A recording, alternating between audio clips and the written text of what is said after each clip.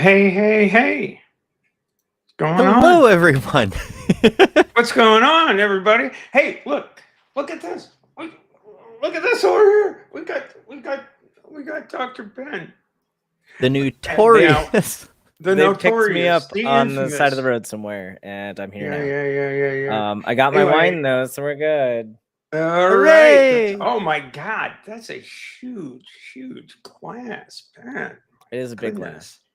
glass. It's the only way to drink wine Large. and brandy and Now, whiskey. how much of a conventional bottle of wine fits in that glass? Probably a half, but Mm, you're not supposed to fill it all the way to the top. You're only supposed to fill it up a little bit.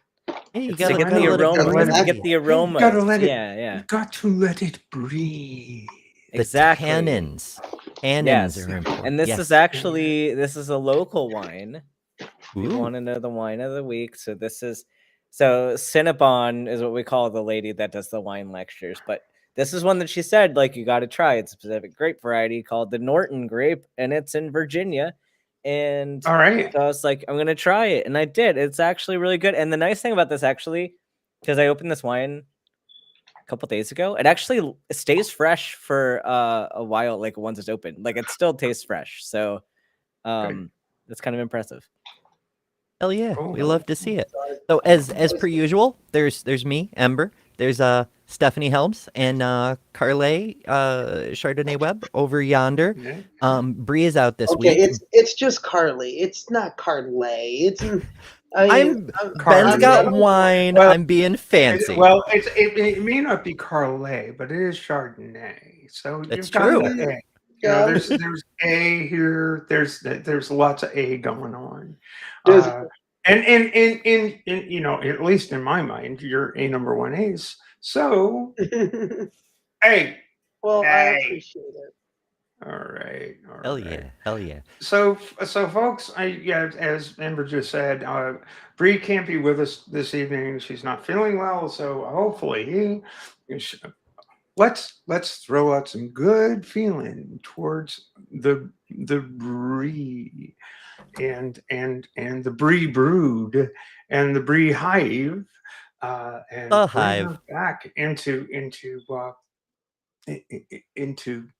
I don't know, harmony. Let's go for harmony, but we're not here necessarily for harmony. Ember, you've got some stuff that you know. We're all as I said earlier in the chat, we're all in a bit of transition. I myself am moving. I think Bree's about to be moving. I know Carly's finishing up moving, and so. Well, we may be a wee bit disorganized this evening, and I hope you'll forgive me. My production duties are a little bit sketchy, but Ember, anyway, you had a topic that maybe we four can discuss. Sure. First, whoops, I whipped my tits Wait a out. minute. I meant to get my thoughts and bears. Wait, whoa. Since we were sending good wishes towards Bree, I have to get out the thoughts and bears. I missed the tits. Put them back up. Oh, all right. Everybody loves my tits. They're nice tits. Look at them. Tit willow. Oh, look at the. Oh, love the birds. That's right. I had those before I had the real things. they're still small though. We're working on it. We're working on it. So yeah, we've got Nitty's a not couple here, of so we can't discuss titties at this point. Well, that may be in the union contract. It's true. So I've got two things. The first one, the thing that was on screen when we came on, because new streaming software, I don't know what the hell I'm doing. I don't know if it's displaying properly. What they're doing, Amber? Right? I don't want to. I don't know if it. Let me switch screens so I can see what it actually looks like. Okay, it is showing the proper thing. All right, so Ben, you got into a little dust up with everybody's favorite divorced loner person. Yeah, so I debunked a thing a few days ago, and it's been a dog pile since then. Just like the usual dog pile, and like the first day, like I was having a great time just like arguing with the trolls because like I just have like a snappy, like witty rebuttal like after another, and I was feeling great. And then of course after a while you're like, okay, this is getting kind of old, and you're like, I'm gonna close Twitter for a little bit. And I just kept it closed for a few days because it's been absolute chaos. And then I find out why. Well, one of the reasons why it's been so vile and vitriolic, and it's because of this man. Because this man decided to join in the fray, and once he gets there, there's no way it can go well.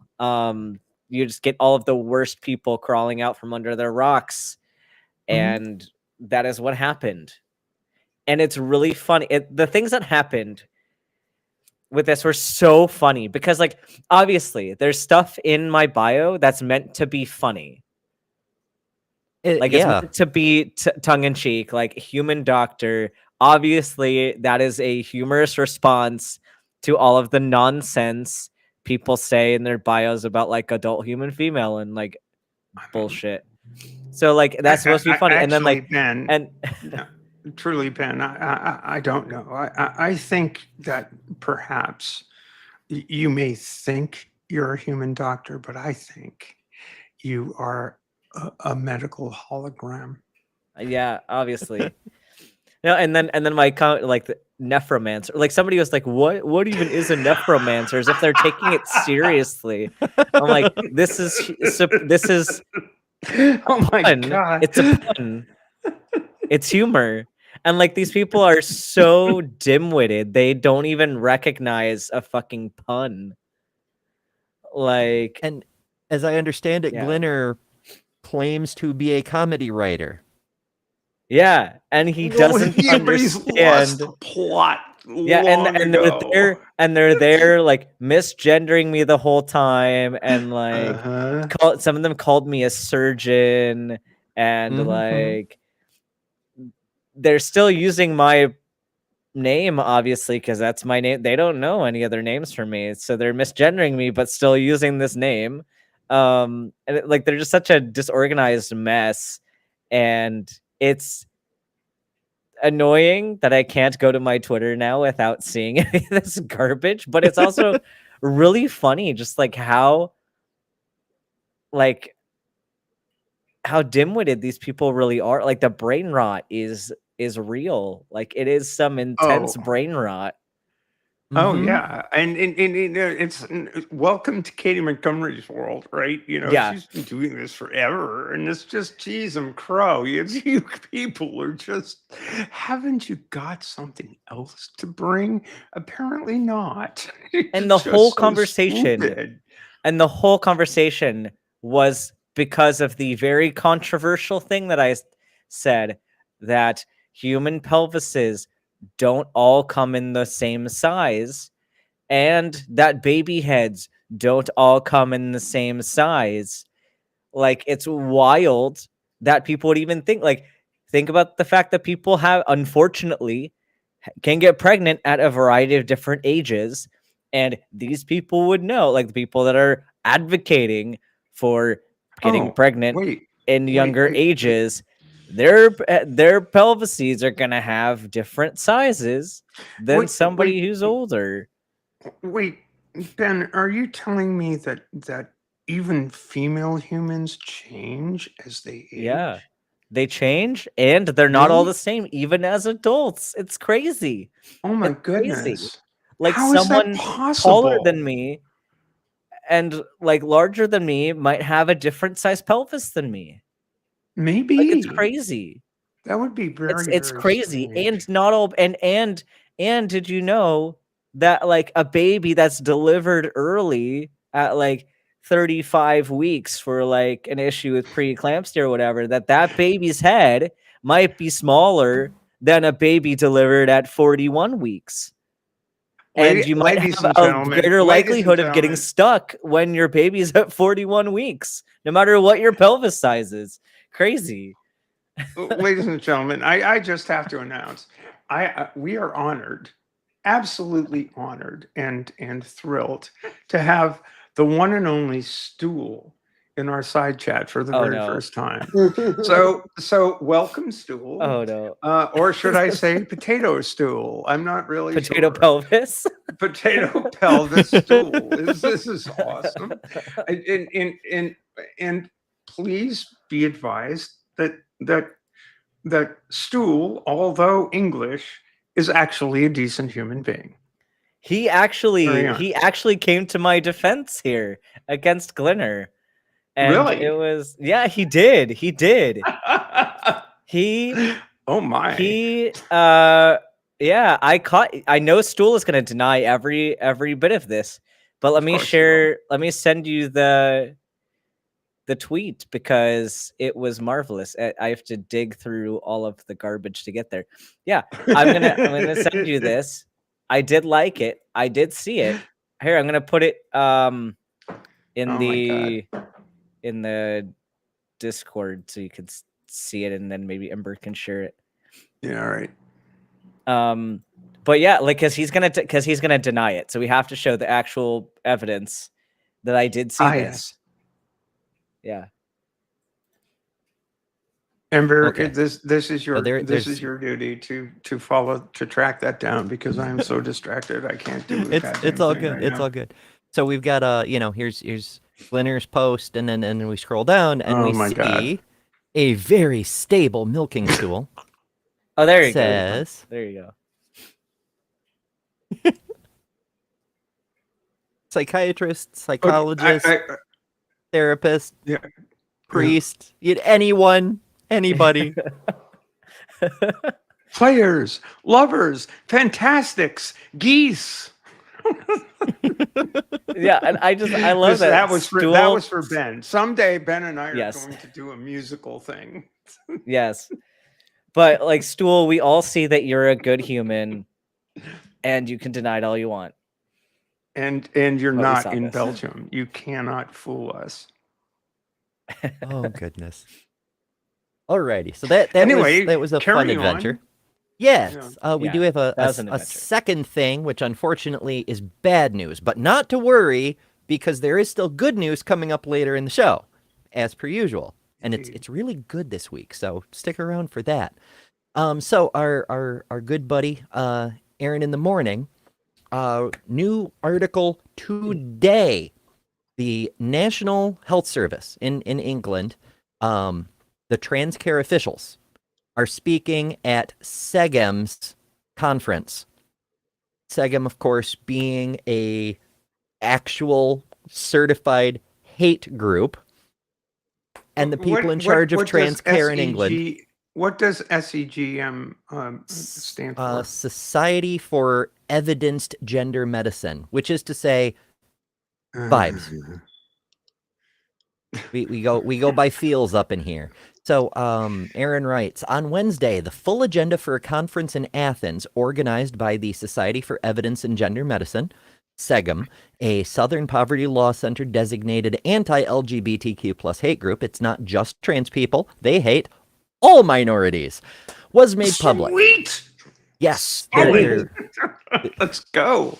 The group has faced criticism for advocating against conversion therapy bans for trans people and for sharing funding sources with the Heritage Foundation, the organization behind Project 2025, which aims to declare transgender people obscene. Not just ban us, but make us act as us existing a criminal offense. Fucking love it. This year's conference will feature the typical anti-transgender speakers, such as reparative conversion therapy defender Ken Zucker and Richard Stevens, leader of the abusive conversion therapy group Bayswater. The most notable aspect is the participation of at least 5 figures associated with the NHS. These individuals have been or will be influential in shaping transgender care in the United Kingdom. God save the king. Among the NHS officials and associates speaking at the conference are name I can't pronounce, an advisor to the Cass Review, who has worked with Governor Ron DeSantis appointees in Florida, expressly to ban trans care in the state. Tilly Langston, an author of the systematic reviews used to justify the Cass review, Michael Absound, deputy head of the upcoming United Kingdom puberty blocker trial, Anastasis, an early proponent of modern trans conversion therapy methods and a trainer for NHS Children's Gender Services, and Julie Alderson, who is responsible for establishing a new southern NHS Children's Gender Service in the UK. Notably, none of these officials spoke at the WPATH conference held the previous week. Aaron has a lot of details. Perhaps be because WPATH has been fighting these douchebags for many decades now. It's like, no, you're basically. I've got my problems with WPATH, and certainly with the Harry Benjamin, with the historical evolution of WPATH from the Harry Benjamin standards of care. But they basically have Harry Benjamin was a pioneer in transgender care, and his focus was compassion, and these people are the absolute opposite of compassion. So for sure. So Erin goes into a lot of detail. She does amazing research. She brings up all the notes that I would want to add myself. It's great stuff. If you're not subscribed to her Substack, it's like $5 a month, and she's worth every damn penny. So I got to plug her every time we get the opportunity. But I'm looking for my damn link, but I have too many links. While I'm searching, it's worth noting that the Southern Poverty Law Center also did a deep dive on Project 2025, how they share staff, how they share funding with the Heritage Foundation, and TLDR found that all of these anti-trans groups, whether it's GenSpect, SEGEM, the fake pediatricians group, all of these people, they're all offshoots of Heritage. They call it the Pseudoscience Network, and it's an actual conspiracy. It looks like a crazy conspiracy person's board, but they share the same staff, they share the same funding sources, and they're all a distraction. Now, they're doing real damage, legislatively speaking, policy speaking, but their ultimate goal is Christian nationalism. They're smokescreening very, very hard. Got to answer a question from Antier in the site, in the chat. Is Aaron's wife still banned from their state legislature's floor? No, she is not. No, she is not. That's good to know. Yeah, that censure thing that went on for a little while, but I thought that shoot, I can't recall when that ended. Yeah, that'd be Zoe Zephyr, and she is not. She is. I don't know when the whole thing. I don't know how the whole thing ended, but it was like, hey, cut the shit. It ended when the session ended. It ended when the session ended. Yeah, thank you, Carly. Thank you. As a matter of fact, there is a documentary there's a documentary short that was done about that. And what happened after that's at the New Yorker's website right now. And it's a really good one. It's really good because it goes into the ins and outs of what happened with Zoe. And once again, Zoe Zephyr, who is, by the way, up for re-election this year. And I bet she's gonna. I bet she's gonna. She'll win in a walk. I mean, she'll win in a walk. In 2022, she won her district. And she won her district, which is essentially Midtown Missoula, by 84% to 16. And that's something that actually I'll say this right now, on election night, on election night. Going to try and get her for Transposition News. Make sure we get a little report from Zoe. By the way, I mean there's a couple things going on one of my favorite legislative people, and see that's one thing I think we should do with Transpositions News. We should do Transposition News election night. Yeah, that'd be fun. We should do it the Transpositions election night. I mean, if nothing else, just to track there's an estimate there's going to be 30 transgender people that are going to be on ballots for state offices this year, or at least for state legislative offices this year. We will have one on the ballot for a federal office. Sarah McBride in Delaware running for a House seat to be the first transgender American to be elected to Congress. And right now the polls on that are looking really, really good. So there's a lot going on, but if you want to get a chance, check that out at the New Yorker website. It was an excellent documentary, and it was rough to watch it again because of what Zoe went through. And if you don't know the story of what happened to Zoe back in 2023, when they basically tried to embarrass her and silence her, and she wasn't having any of it. She has a heart of a lion, and that's one thing that. Yes, she does. Yes, she does. She's a remarkable woman. Just watch it. Really remarkable. She's a heart of a lion. Absolutely. And her and Aaron are going to be married later. Are going to be married in December in Montana, which is, I mean, I see that smile, Ember, and you're right. Smile. It's worth it. Hell yeah. It is worth the smile. It's worth it. Yeah, it would be cool. They're both amazing. Yes, they are. And also later in the show, I'll say this right now. Transposition Sports, as you know it, will be back within a couple weeks. I'm on assignment doing a lot of things with Outsports, especially Outsports 100. As you know, we're going to get the new Char Sports 1 Sports Control ready to fly. But there's some things we got to talk about, because there's a word that we're hearing in trans discourse right now, and that word is forfeit. And I want to talk to Stephanie about that, because this forfeit mania that's been going on. Also, Oh, yeah. I'm going to We're going to talk about that. We're going to talk about the stuff that just went down in New Hampshire today. And also we're going to be keeping our eye on what's been going on. And tonight, important thing with that. And tonight, about 9 p.m. Eastern time, there's going. You probably heard about what's happened with the San Jose State University volleyball situation. San Jose State plays at Colorado State tonight in Fort Collins.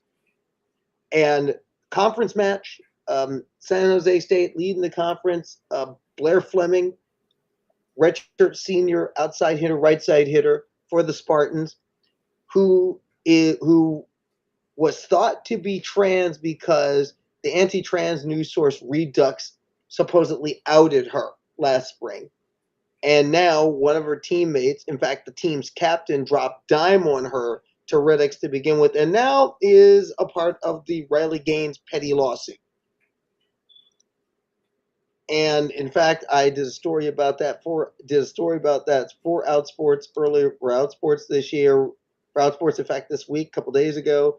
That story ran. In fact, boom, here it is. And some things I want to point out, and we're going to get more into this later, but something I want to point out that's important to this. Blair Fleming, the student athlete in question here, has not publicly disclosed her gender identity at all. She has not done it. So the editorial decision that Char Sports 1 and Transposition Sports will take is, until she says something, we will say at most that she was been alleged to be trans. We'll say Redux thinks she's trans, or Riley Gaines thinks he's trans, or all these people forfeiting through thinks he's trans. But until she says one way or another where she sits and how she moves through the world, we will not speculate. And that is an important point to consider, because for myself, I refuse to take away the self-determination from anyone else. I certainly would not want it taken away from me. So what I'm Oh, here to yeah. tell you, in fact, I'm going to go on camera and just tell you this. At no time will transposition sports, and I know we're a mess right now because we're getting things together, but at no time and at no point will transposition sports out anyone. We will not out anyone. That's not what we do, and that's not how we roll. We are a journalistic. We are professional journalists. I've been a professional journalist for 30 years. I am not going to sully my good name with such nonsense. So until Blair Fleming says something, she publicly discloses where she's at. We Transposition Sports, Star Sports One will not speculate on anything. We Absolutely respect not. another person's self-determination to name how they move Absolutely through not. the world. Well, that's the whole thing. I mean, we don't need transvestigating, but I think we did get off on a bit of a tangent. Oh, for sure. I mean, uh, tangents are what we do. With that, well, yes, of course, we try to, but Enter asked about uh, Zoe and Aaron, and you were in the middle of telling a story. So if you would kindly wrap that one up, that would be great. Yeah, for sure. Okay, so this is the thing I was talking about, and there's a huge article about the SEGEM funding sources and Vanguard Charitable Endowment. That's the same funding source as Heritage Foundation. This goes on and on and on. But the part I really wanted to show was this.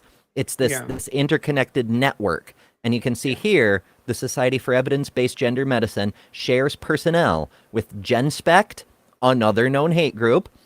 Gender Exploration Therapy Association, the Pediatric and Adolescent Gender Dysphoria Working Group, which is the center of the whole fucking network. They connect to the American College of Pediatricians, the Kelsey Coalition, so on and so on and so on.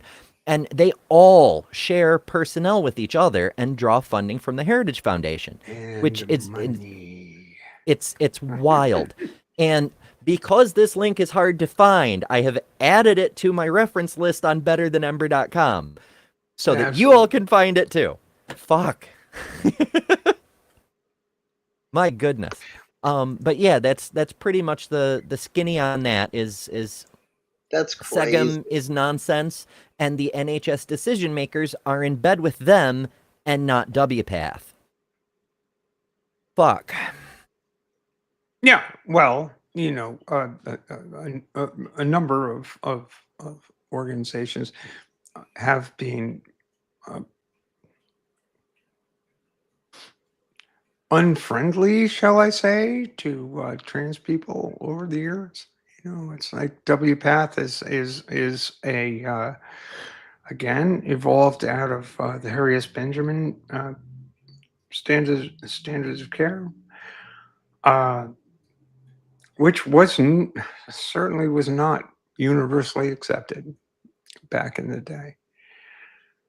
I don't know that this is a topic we could go into. It's like in depth, and I'm sure that Ben could be I'm sure that documentary Ben length. would be able to contribute hugely to medical sciences or medical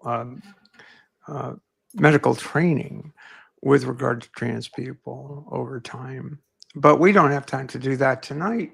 We have I don't know as we have any other topics to bring up in our intro, and I know Ember has to get going and do her thing, like go to sleep and then get up in the morning and work. Don't remind me. I had a 3 a.m. day today. I've got a 3 a.m. day tomorrow. I'm just that's why no makeup. I don't have time to take it off. I got home, took a shower, got on the air. I'm not. Yeah. Well, y'all know I'm a pretty plain old hippie chick. So I just sort of roll with whatever rolls out of the shower. But occasionally I'll doll up. But anyway, so I think what we'll do now is thank Dr. Ben for coming in and spending a little time with us. Yeah. Really appreciate that, Ben. And then we'll roll into Ember's segment, which I hope I can actually click on and produce properly. But we shall see. I'll But see you all yeah. in the side chat. We'll see you all in the side chat. So now I got to do something crazy. Like, I don't know what. I got to press the button. It'll be an adventure. Yeah. I got to, what video? I got to click the video thing and then I got to do this thing. I think All I'll the play this one buttons. again.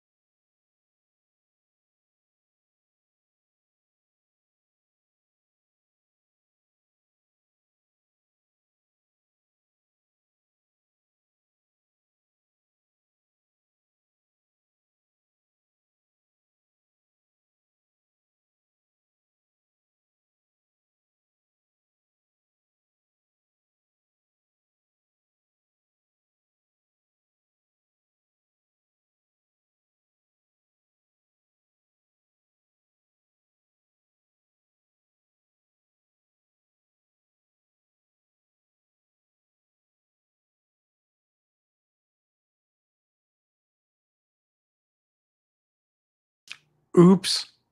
Sorry. I got to figure out how to do this thing.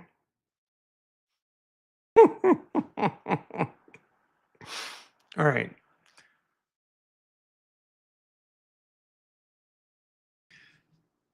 Let me see.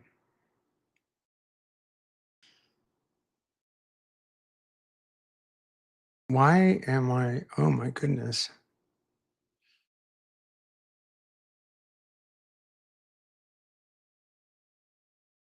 All right.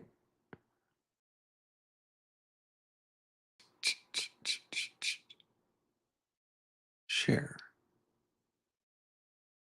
screen.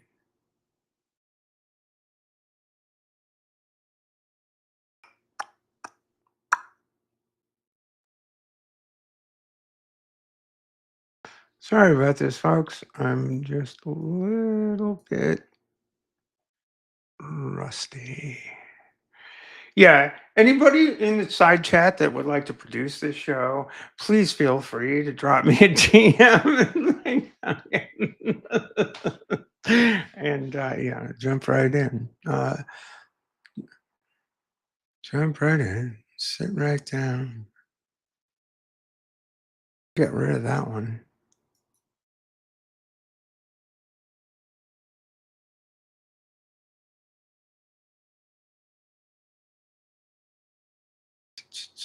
In my screen share.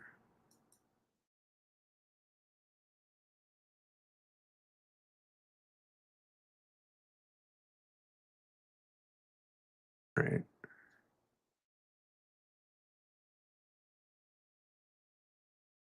All right. That's me. All right. I'm going to share screen.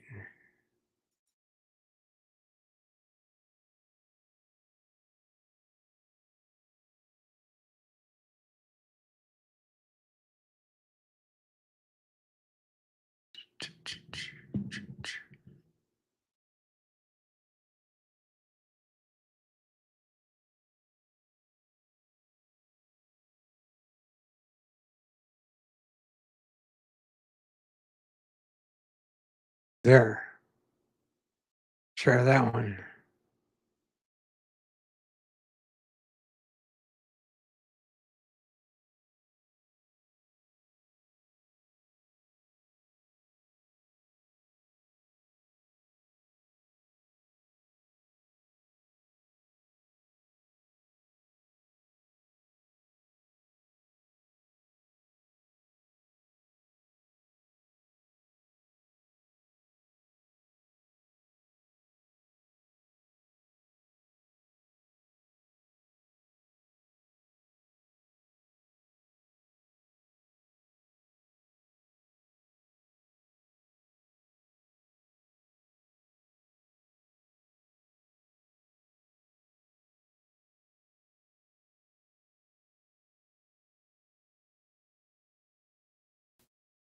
Good news, everyone!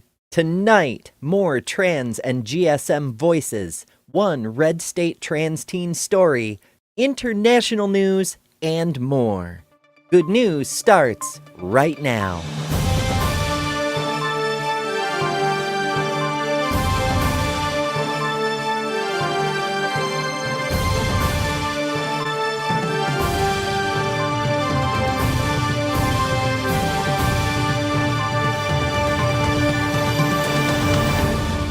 It's very good news that there are more trans voices than ever speaking openly about transgender topics, advocating for gender and sexual minorities, and, most of all, existing in public and thriving.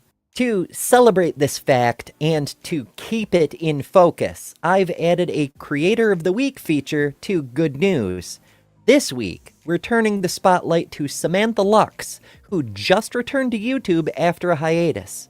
She is best known for videos that prominently showcase the correcting of misinformation about trans and GSM people, speaking candidly about trans healthcare and her own transition, and her infamous appearance on one of the most widely reviewed Jubilee debates ever. Tune in every week to find more trans voices you may not have heard about. For trans teens trapped in red states, the consequences of bigotry bills can be catastrophic. For a lucky few, there's a ray of hope in escape. From NPR, meet Veronica, a 17-year-old from Iowa with 2 more years of high school to go before she can leave. Her Iowa hometown has turned out to be a punishing place to be a trans teen. Her mom, Emily, has fought to change her name in the high school system. There's no bathroom for her to use at school. Emily says neighbors and classmates alike have made cruel comments. Iowa, of course, is part of the 26 states that have laws on the books banning gender-affirming care for trans teens, affecting an estimated 110,000 teenagers across the United States. Virtually all major U.S. medical organizations, including the American Medical Association and the American Academy of Pediatrics, support access to gender-affirming care for young people. Despite that, and warnings from medical professionals against the dire consequences of such bans, Iowa's ban took effect in March of 2023. Teenagers like Veronica, who were in the middle of treatment, had a few months to either find an out-of-state way to get care or have their treatment stopped. Emily said, "You never think as a mom, I can't wait for my kid to grow up and leave the state, but that's where I'm at right now." For now, the family is rooted in Iowa. Veronica is the oldest of 4 children. Her parents are divorced, and the kids are at their dad's house in the same neighborhood half of the time. So when the gender-affirming care ban took effect last year, the family had to make a decision. The result was that Veronica and her mom would travel out of state every few months to keep getting the care Veronica needed. To make Veronica's appointments in Minnesota, they have over 4 hours of driving to do. During their travels, they take the opportunity to talk. Emily tells of how before Veronica came out as trans, she sensed it. She said she remembers the specific moment that she realized a transgender woman came and spoke to a class that she was taking in 2017. Quote, "It was like I was hit by a bolt of lightning. I was like, this is my child. I know this in my soul and in my heart." She said, "I was kind of just waiting to hear." Years passed. Quietly, Veronica told her friends that she was trans in 2020, but held off from telling her parents. She said, quote, "I just kind of held it between me and them during that time.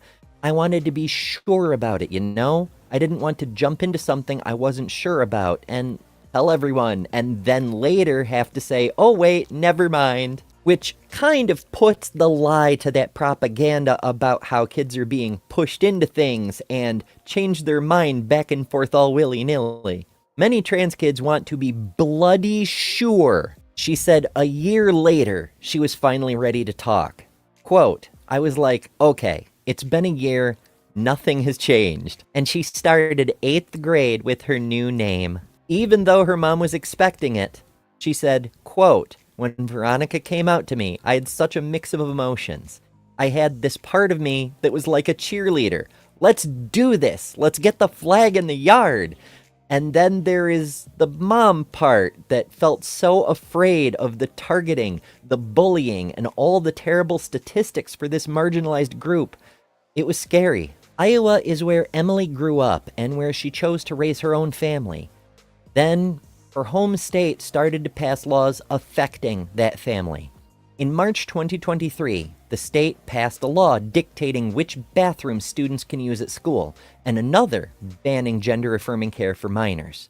Iowa Governor Kim Reynolds said, quote, "We need to just pause. We need to understand what these emerging therapies actually may do to our kids," as she signed the bill determining what would be done to kids, that she had been forewarned would definitely end trans kids' lives. She said, quote, "My heart goes out to them. I'm a parent. I'm a grandmother. I know how difficult this is. This is an extremely uncomfortable position for me to be in."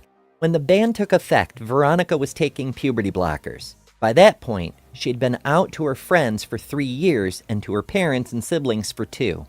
She'd also developed an eating disorder so severe she'd gone to residential treatment twice. Her mom, Emily, is pretty sure those things are related.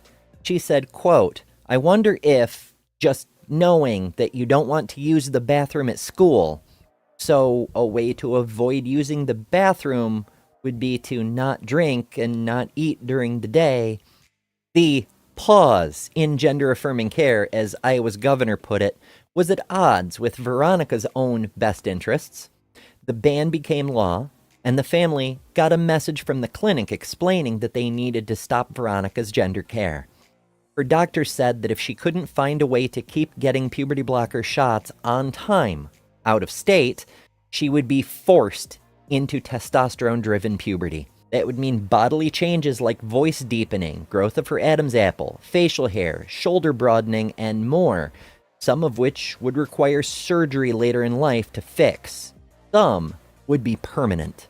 Veronica was lucky in that her mother never doubted for a minute that they would find a way. Many others are not so fortunate. Emily says that her family's path forward was always clear. Quote, "It was just never a thought that we wouldn't continue." She said the idea that legislators are making medical decisions for her family doesn't seem right. So their first order of business was continuing puberty-blocking shots, which Veronica needs every couple of months at an in-person appointment. Then in December of last year, her new doctor started her on hormone therapy.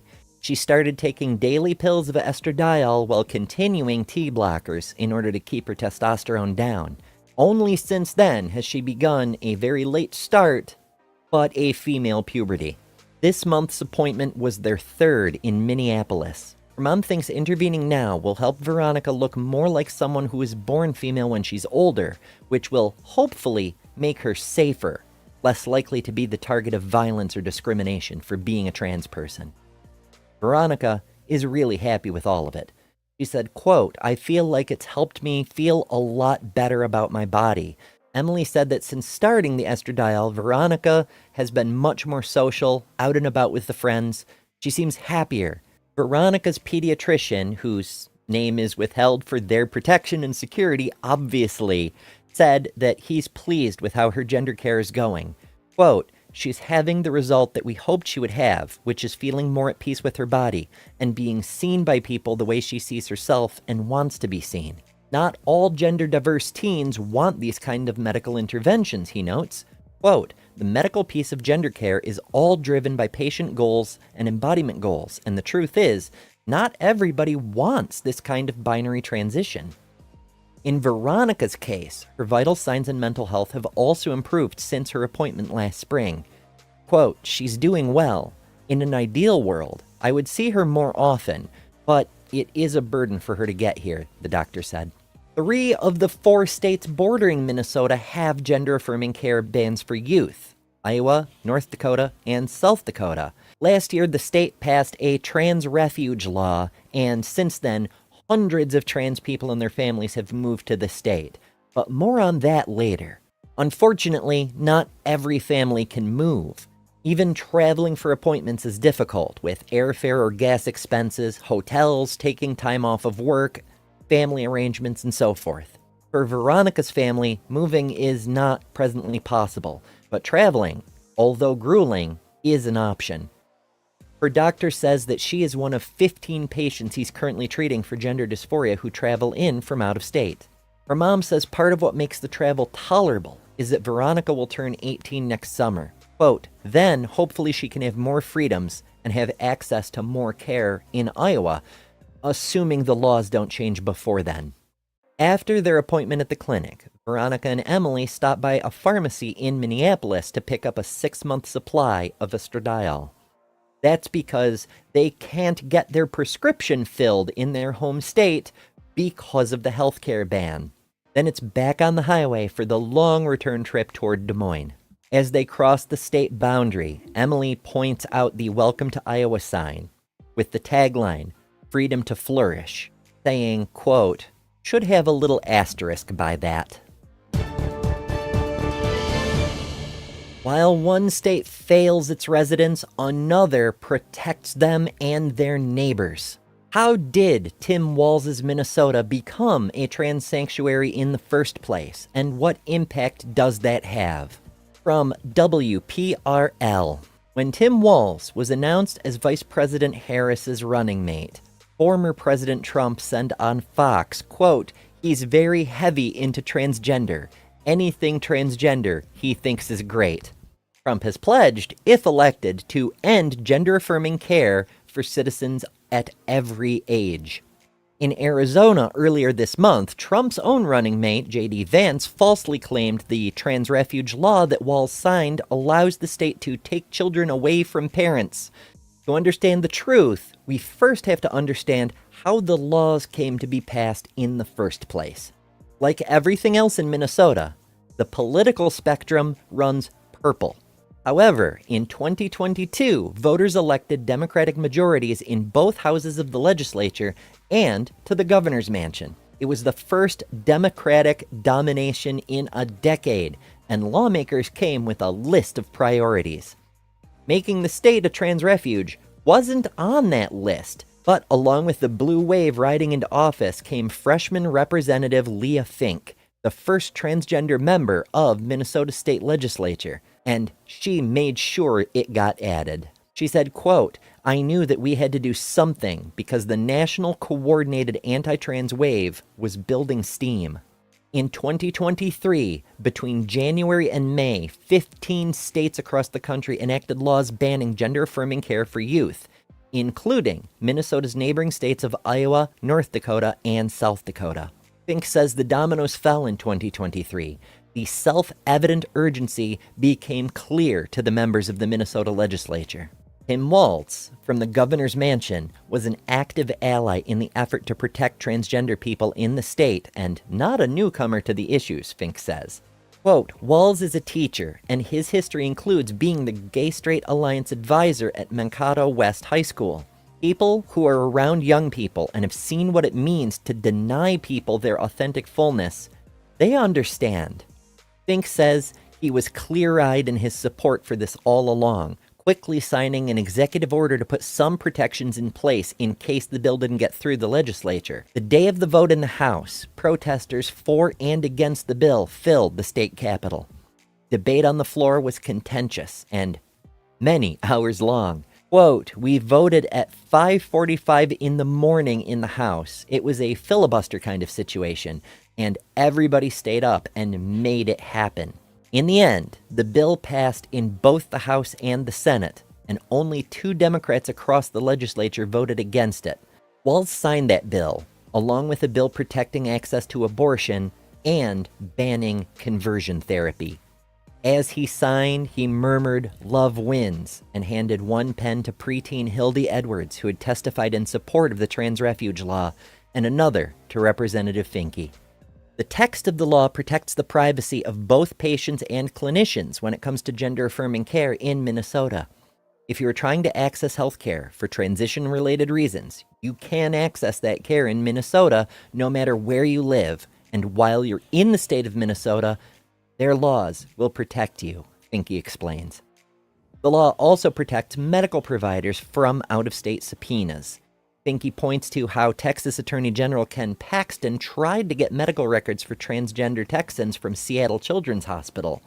Quote, "Under our bill, the Attorney General is tasked with protecting people in Minnesota who receive gender-affirming care," she says. So hospitals and doctors in this state don't need to worry about that kind of effort. The provision of the law that noted fabricator of stories J.D. Vance pointed to when he claimed that the state could kidnap kids in fact pertains to custody cases heard in family court in Minnesota, where judges can issue temporary protection orders but does not determine which parent gets custody or hand custody to the state. Many trans people and their families in states with bans feel like they're being driven out, which is the point. This kind of soft genocide, which forces a group out of a particular territory or leads to the conditions that result in their deaths, is considered an actual war crime. And yet 26 states in America have passed such laws under the guise of protecting children. Given the circumstances, Representative Finke says this is much more tragic than celebratory. Hundreds of families within the first 6 months moved to Minnesota, Finke said, and as the election gets closer, we're getting more and more. She said trans people and their families are worried about what another Trump presidency could mean for trans rights, not just in relation to their access to health care, but military service, housing and employment discrimination, and many other issues. Since Minnesota's law took effect last spring, it has affected healthcare providers in the state.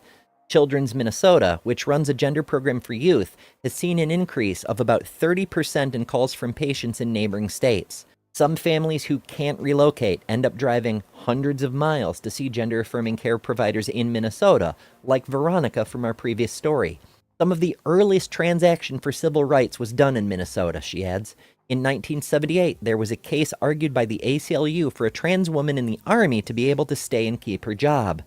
Minnesota was the first state to protect trans people in our Human Rights Act.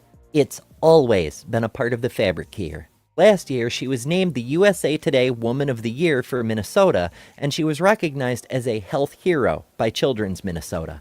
She is happy that there's more representation of trans people in public life than when she was growing up in the 80s and 90s in suburban Minnesota. Quote, "You can't be what you can't see," she said, noting that she didn't come out as trans until adulthood. Quote, "I'm so grateful that I did. And I'm so grateful that I get to be in a position now where other people can see not just that there are trans people, but that we're succeeding." And in international news, meet a South African trans refugee who is standing the fuck up. From Mamba. Tamars Shamoyarira is a proudly out trans man from Zimbabwe. Despite enduring immense adversity, including being disowned by his family and forced to flee his country due to his identity, Tamars has emerged as a leading advocate for LGBTQ+ refugees in South Africa. As the founder of The Fruit Basket, an organization committed to supporting GSM refugees, migrants, and asylum seekers, Tamars has become a beacon of hope for many displaced individuals.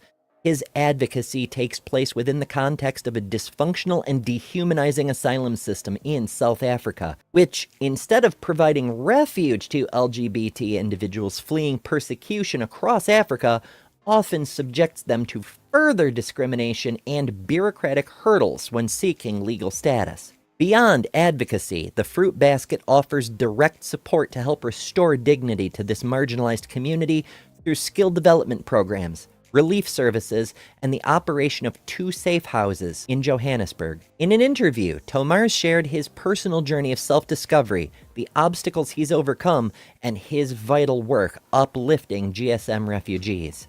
His story is one of resilience, courage, and unwavering commitment to the well-being of the most marginalized. On growing up in Zimbabwe, he said, "I had a good childhood and upbringing. However, things became difficult when I turned 13. At the time, I was struggling with my newfound independence and feelings for girls that I didn't fully understand. It was overwhelming for me at that young age. My grades dropped, and I never quite managed to get back on track after that. When I reached puberty, I didn't have anyone to talk to about it. Conversations about sexuality or gender identity were completely absent in my environment. And even if I had wanted to discuss it, I didn't have the language to do so at the time. The only time I ever heard anything related to homosexuality was when people made fun of the late former Vice President Kanan Banana, who was rumored to be gay. The discussions were always derogatory and never in detail, just rude, dismissive remarks. I had to keep deep feelings for my best friend in high school, feelings that went beyond friendship, hidden. I wanted her to be my girlfriend, but I didn't know how to say it. I had never heard of the concept of a girl loving another girl romantically. Looking back, I realize I always knew who I was, but I could only vocalize it after finishing high school. I eventually told her how I felt. Unfortunately for me, while I was fully invested emotionally, she saw it as just teenage experimentation and fun. She broke my heart. I got over it eventually, and we're friends again today. Even though we live on different continents now, patriarchy still dominates in Zimbabwe. There are strict expectations around how women and men should dress, behave, and express themselves. If you step outside those norms and gender binaries, you're ridiculed and judged, making life incredibly difficult. You're forced to conform to what makes others comfortable, even if it means compromising your own identity. I remember one day a soldier in a uniform carrying a large firearm told me to let go of my girlfriend's hand or he would cut off both of our hands. Many others in Zimbabwe share the same kinds of feelings. We were so terrified that we let go of each other and quickly left the area. Being different is not embraced in Zimbabwe. Even in 2024, things like tattoos or piercings are still seen as unacceptable or bad. For a long time, Tamar said, I identified as a masculine lesbian, but I always felt that my sexuality wasn't the full picture, that there was more to it. Once again, the issue was the language. When I eventually discovered GALZ, a leading GSM community in Zimbabwe, and connected with the Zimbabwe queer and trans community, I started learning new terms. Over the years, I've identified with almost every letter in the LGBTQIA+ acronym, but now I know that I am a pansexual transgender man, Tomar said. However, circumstances in Zimbabwe after that discovery resulted in Tomar's having to flee. It was only after moving to South Africa that he finally came across the term transgender. He had finally found the language he'd been searching for all these years. Coming out a second time was almost as difficult as the first. He said the difference was that the second time around, there was no one left to disown him. Since 2015, he has been living as his true and authentic self, and has never looked back. As a lesbian woman, he was outed and disowned, but Tomar's came out for himself. He was now fearless, independent, and genuinely happy. Although the social and medical transition was not easy, embracing himself as a trans man brought a deep sense of fulfillment and clarity.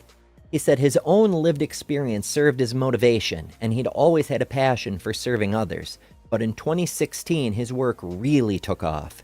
About that time, his lack of legal status drove him to question the struggles faced by others who were even more disadvantaged in terms of access to support. His passion for helping others, combined with the frustration of not being able to find assistance, led to the creation of the Fruit Basket. He said that's enabled him to create a platform where refugees can easily access support with their needs at the forefront. Responding to community emergencies and filling critical gaps has been some of his proudest accomplishments. Their 2 safe houses winning the UNHCR 2020 NGO Innovation Award, and their work during COVID being nominated for the 2023 Further Award for Role Model of the Year are all major milestones. They were also invited to participate in the Global Refugee Forum by the United Nations. Tomar said trans men tend to be overlooked in many conversations around gender diversity and rights. At the Fruit Basket, they're actively addressing this issue. They're currently working on a project specifically focused on advocating for the inclusion of trans men in various programs and services, ensuring their voices and needs are not sidelined. The goal is to make sure that trans men are represented and included in all relevant spaces, whether it's in activism, policymaking, or community support, so that they can collectively address the unique struggles that come with being a trans man in a world that often overlooks them. He said he sees his work and activism with the Fruit Basket as a calling. While it can be exhausting, it's incredibly rewarding. There's nothing quite like seeing someone smile and knowing that he played a part in that. The occasional messages of gratitude he receives also give him the motivation to keep going. Many of the residents of the safe houses call him Papa. As someone who doesn't have biological children, having this chosen family is really special. Being a guardian and father figure to them is deeply motivating, especially since many have been disowned by their families as well. In a way, he's helping to fill those emotional gaps. South Africa does have some of the most progressive laws for protecting gender and sexual minority individuals on the African continent and stands as a global contender in that regard. However, the reality on the ground is a little different. There have been 16 GSM murders across the country since January. This raises serious questions about the safety of GSM refugees, especially when the local community members are not themselves safe. The lack of legal status severely limits their access to basic services and fundamental human rights. There is a pressing need for advocacy to protect GSM refugees, as living without legal status exposes the community to a myriad of human rights violations and daily abuses. South Africa has the potential to become a safe haven for GSM refugees, and coordinated efforts can help turn this vision into a reality. And that, along with the Fruit Basket's other efforts, are something that you can help with. You can find the organization at thefruitbasket.org.za. Kilmer's concluded by saying, abusing power isn't just about using it for personal gain or to harm others. It's also about not using the power you have when you should. When you fail to use your power, people suffer. For example, churches have power but are not speaking out against xenophobia, transphobia, homophobia, and other harm when they see it. The best way to fight hate is with love, and who better to spread love than the church? Please use your power to help save lives. And that is something that we all can help with. You can find out more, including ways that you can contribute, by visiting thefruitbasket.org.za. If you enjoy content like this, make sure to subscribe. Also, support our work by becoming a patron at patreon.com/TheTransPositions and harvest boons like a boss. Our meme of the week was posted by yours truly. And if you want to annihilate your enemies in a way that doesn't violate TOS, join us on Discord. Also, if you have good news concerning trans people you'd like to see reported on, you can tell us about that in the Discord as well. For the TransPositions, I've been Ember Belrad.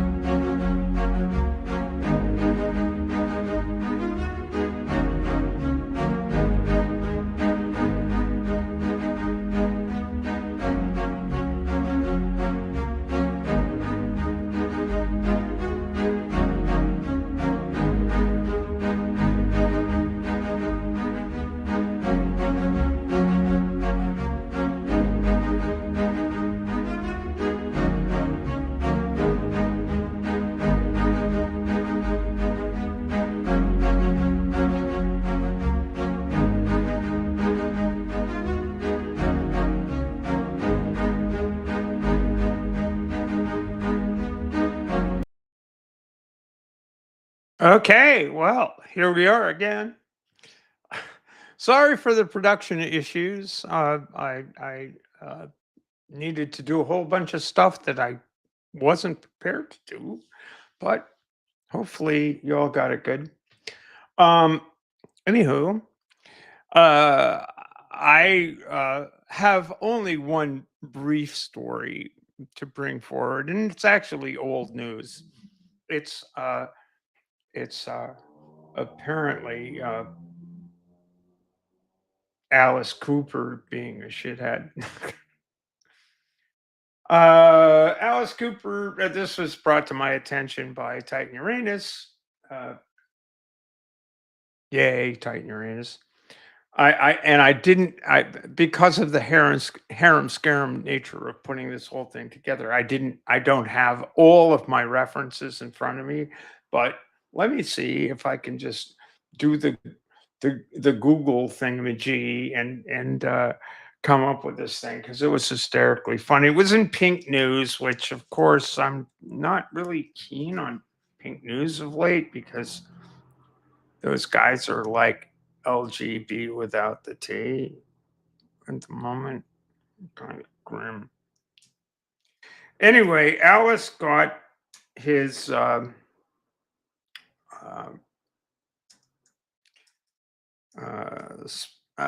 some makeup company that was into goth makeup.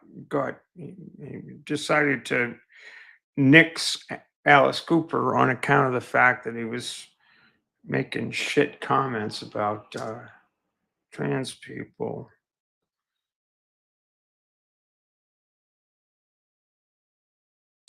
I'm saying, bear with me. This is news as you watch. Yeah, Vampire Cosmetics cuts ties with Alice Cooper. This is on the 26th of August. All right, we'll do this. After he called gender affirming care for trans kids a fad. Woohoo! Sweet, huh? Let's just go ahead and share this bullshit. Share this bullshit. I gotta share. I hope this doesn't turn into Hall of Mirrors again, because that was a pain in the ass. I didn't really like that very much at all. Screen. Vampire Cosmetics. Share. Yeah, let's do that. All right. So we'll do that.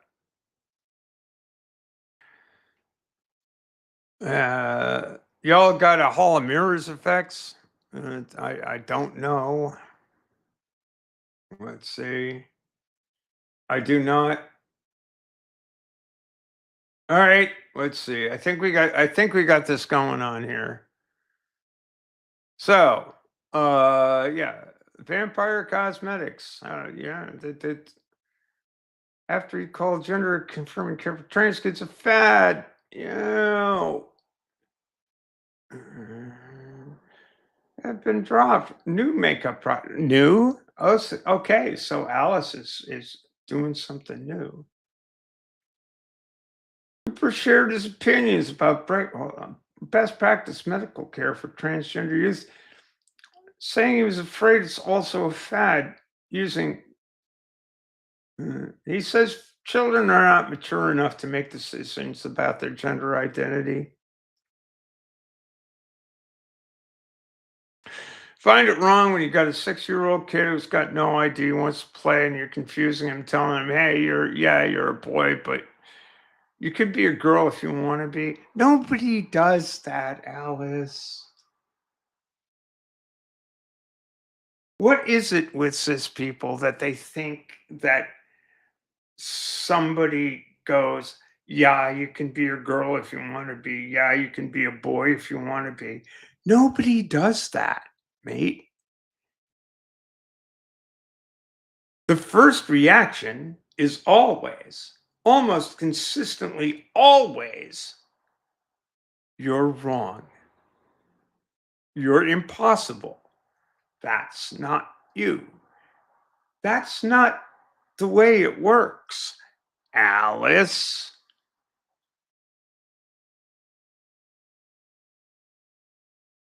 I mean, if you identify as a tree, I'm going, come on, what are we in, a Kurt Vonnegut novel? It's so absurd. It's gone now to the point of absurdity.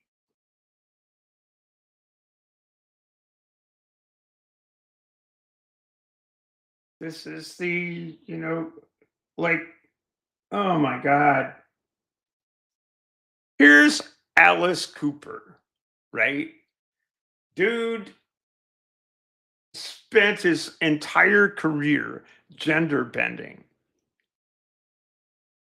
Let me tell you something. A 2-year-old, 3-year-old, 5-year-old, 6-year-old child doesn't know what gender bending is.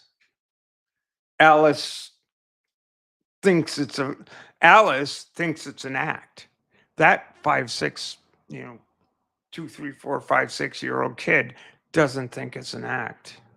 Doesn't even know what the act would be. Has no idea.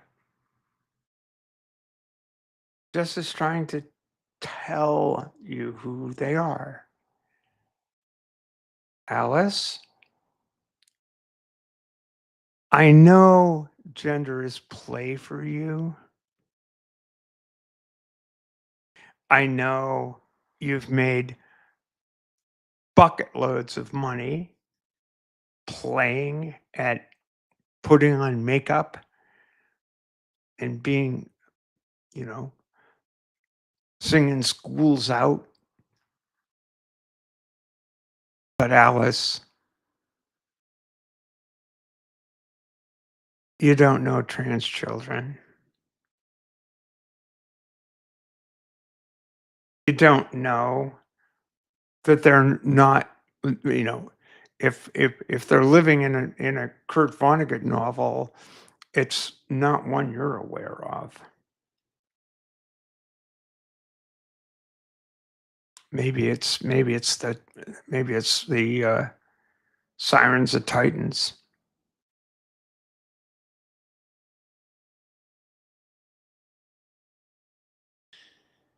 Research shows that gender affirming care significantly reduces rates of depression and suicide among transgender youth. Yes, it does. Except folks like Cooper don't think there are transgender youth, apparently. Also shared anti-trans direct about access to public bathrooms.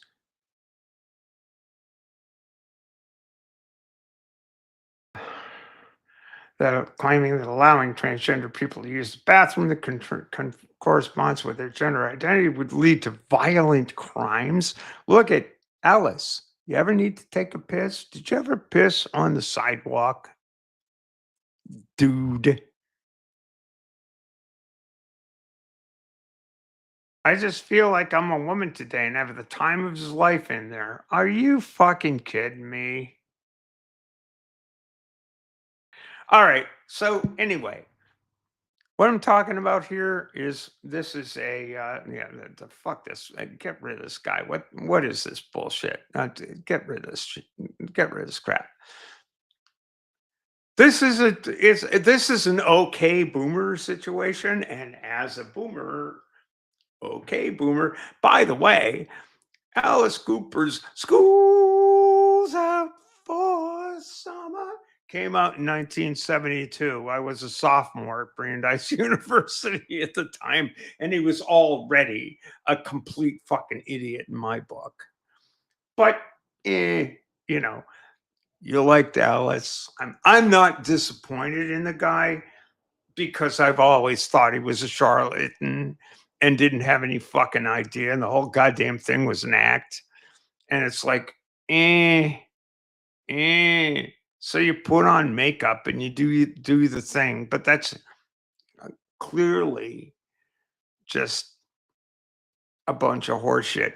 People accuse us of putting on an act. We don't put on an act. Those assholes do.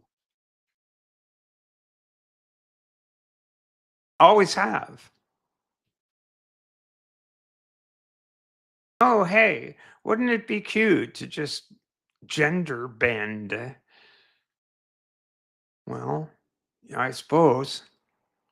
Made Alice a shit ton of money. And now, you know, back in August, Alice is being a dick.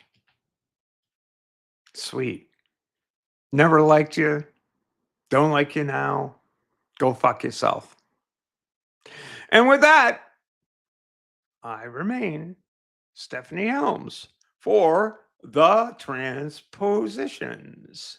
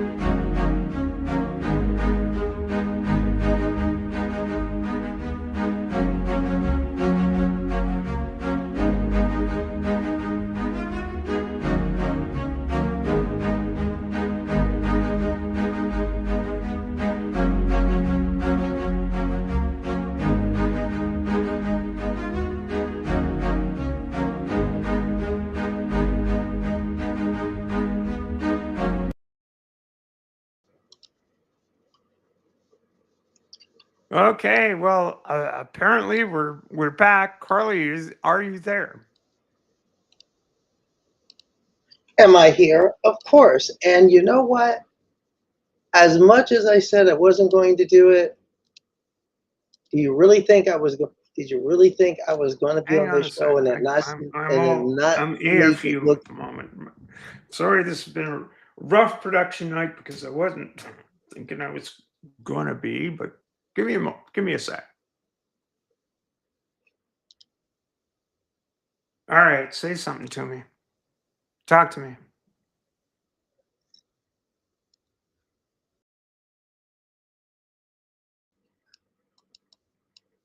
I'm deaf. I can't hear anything. Can you at least hear me? I can hear you. Oh, hooray! I Huzzah! know. I know. I said I Oh, wasn't going to do. I know. I said I wasn't going to do this, but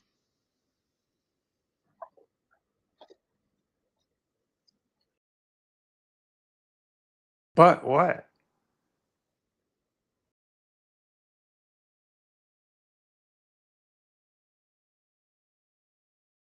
Oh, I got to do that.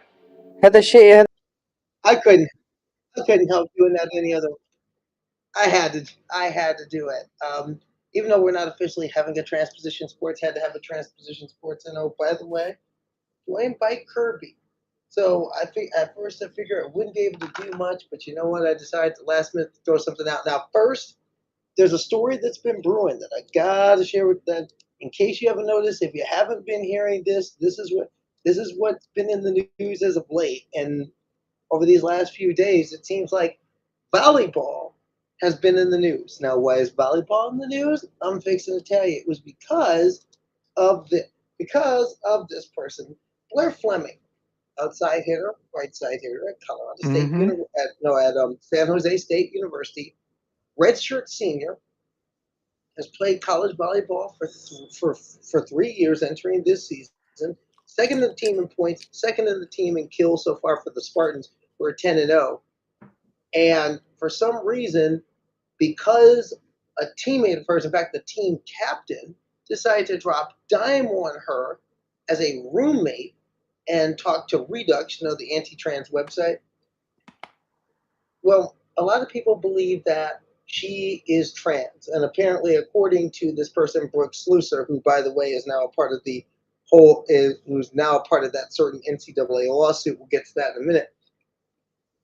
Right now, there's this idea that Blair Fleming is trans. Now, here's the thing: Blair Fleming has not talked about her gender identity at all. She's never publicly said that she's cis, that she's trans, that she's whatever. Then, as I said at the top of our show tonight, we at Transposition Sports are not going to speculate. We respect her right to move through the world the way she wants to and her right to self determination. Now, with that in mind, however, 4 teams who've been opponents of San Jose State this year have forfeited matches because they believe that she's trans. Again, we don't know. Now, something I want to point out to people, because this is very important. The NCAA has specific rules about transgender inclusion. They've had in a broader sense since 2012. Those rules were changed and amended in 2022. But the fact of the matter is, let's assume that Blair Fleming is trans. She's already gone through the processes with the NCAA in regards to information that the NCAA needs, everything that has to go to the clearinghouse. Assuming she is trans, she's already gone through that. That's the only way that she would be on the floor. And in fact, she's on the floor as we speak. You see, Wyoming, Utah State, and Southern Utah don't have the kind of heart that Colorado State does. See, Colorado State is the defending conference champions in the Mountain West. And right now, another spike through there. Colorado State is almost about to clinch the game in set one. Now, Colorado State has decided, and special thanks to the Mountain West Network for providing these pictures. Colorado State tonight is their excellence and inclusion night game, and in fact, it's kind of like a pride night game for them. So there was no way that they were going to forfeit after two straight opponents for against San Jose State have. In fact, there is Blair Fleming.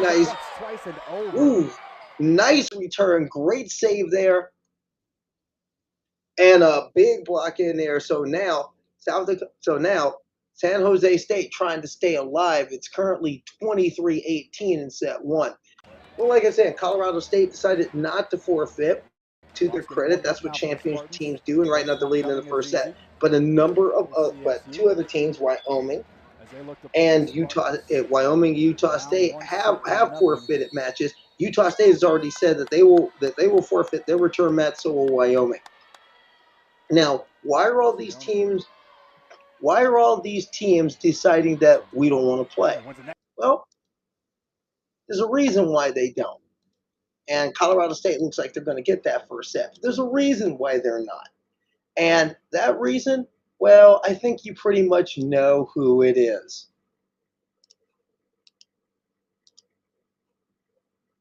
Why this is a thing?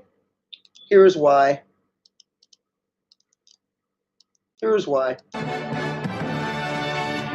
I don't want to be considered a bigot or a transphobe. She tied for 5th place, and now she'll cause trouble. Riley Gaines is there.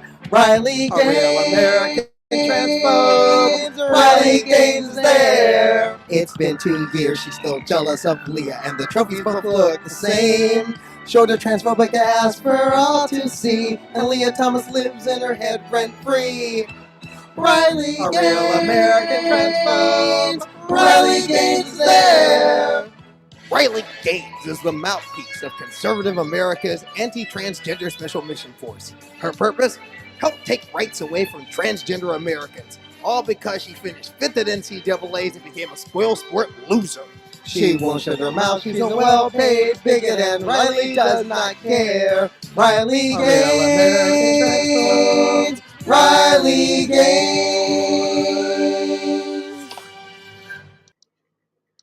Need we say any more than that? I don't think Not we will. much. No. It's sort of the same. But that is old where a lot of this is coming from. Oh, by the way, Brooke Slusser, the team captain, setter, and turncoat for San Jose State, she dropped down, and now she's a part of the Riley Gaines lawsuit against the NCAA. She's now a part of it.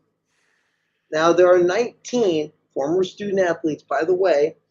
Yes, I'm going to make it a little bit racial tonight. All white, all privileged, all cis, all unhappy, have decided to put together this lawsuit against the NCAA, where they basically are calling for the NCAA to get rid of all transgender inclusion rules and to retroactively strip any transgender woman of any placings or awards that they've won while they were legal under NCAA rules. Now think about what this is going to mean. And think about what this means, and think about why especially Riley Gaines wants this. Because personally, Riley Gaines still has an axe to grind with Leah Thomas. As the song said, it's true. It's true. Leah Thomas does live in her head rent-free. But that has been the major thing. And the forfeit thing has not only happened at the college level, it's also happened at the high school level, because this happened just a few days ago. A group of parents in New Hampshire decided that since there's a trans girl on the Plymouth Regional High team, we're going to protest it. And in fact, a group of parents from Bow and Dunbarton High School in New Hampshire protested a match against Plymouth Regional a few days ago because of a player named Parker Terrell.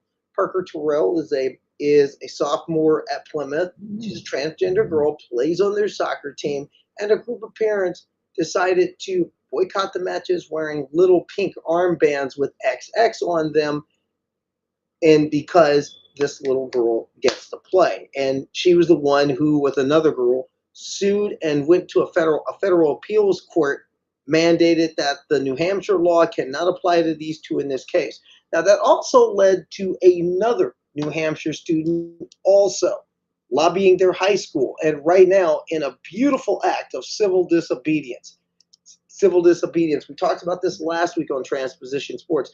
Maëlle Jacques, who is a state high jump champion in New Hampshire, her high school, Kearsage High School in New Hampshire, voted 6-1. Their school to ignore what? Kearsarge is the way it's Kearsarge. Okay, I'm from Nebraska. I don't know how to Well, pronounce I'm from New England, and names. let me tell you. That's why I have you, my dear Maina.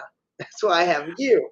But her school district decided to vote 6-1 to ignore the trans ban law that was passed in New Hampshire, signed by Governor Chris Sununu last year. They voted to ignore it in a sterling act of official civil disobedience, and that school board's to be commended. So Maya Jacques is the goaltender for her high school's team, and people have been jumping on her ever since she won an indoor title and an outdoor title in the high jump and track last year, and because she's playing goalkeeper for her high school now. Now, I also want to talk about ICONS, the Independent Council on Women's Sports. I don't understand how that acronym works, but okay. Or as I like to call them, Karens against women's sports, because they really don't care about women's sports. They only care about transphobia, and they also care Wouldn't about it be iClowns? and they only care about picking on kids. This is the things that they do to pick on kids. For example, after Jacques won her track and field championship last year, this is what they do. These are adults, mind you, including some adults who are relatively known people. Riley Gaines is a member of this group. Martina Navratilova is a member of this group. Nancy Hogshead Makar is a part of this group. And this is what they do to kids. Trigger warning, they mess with kids.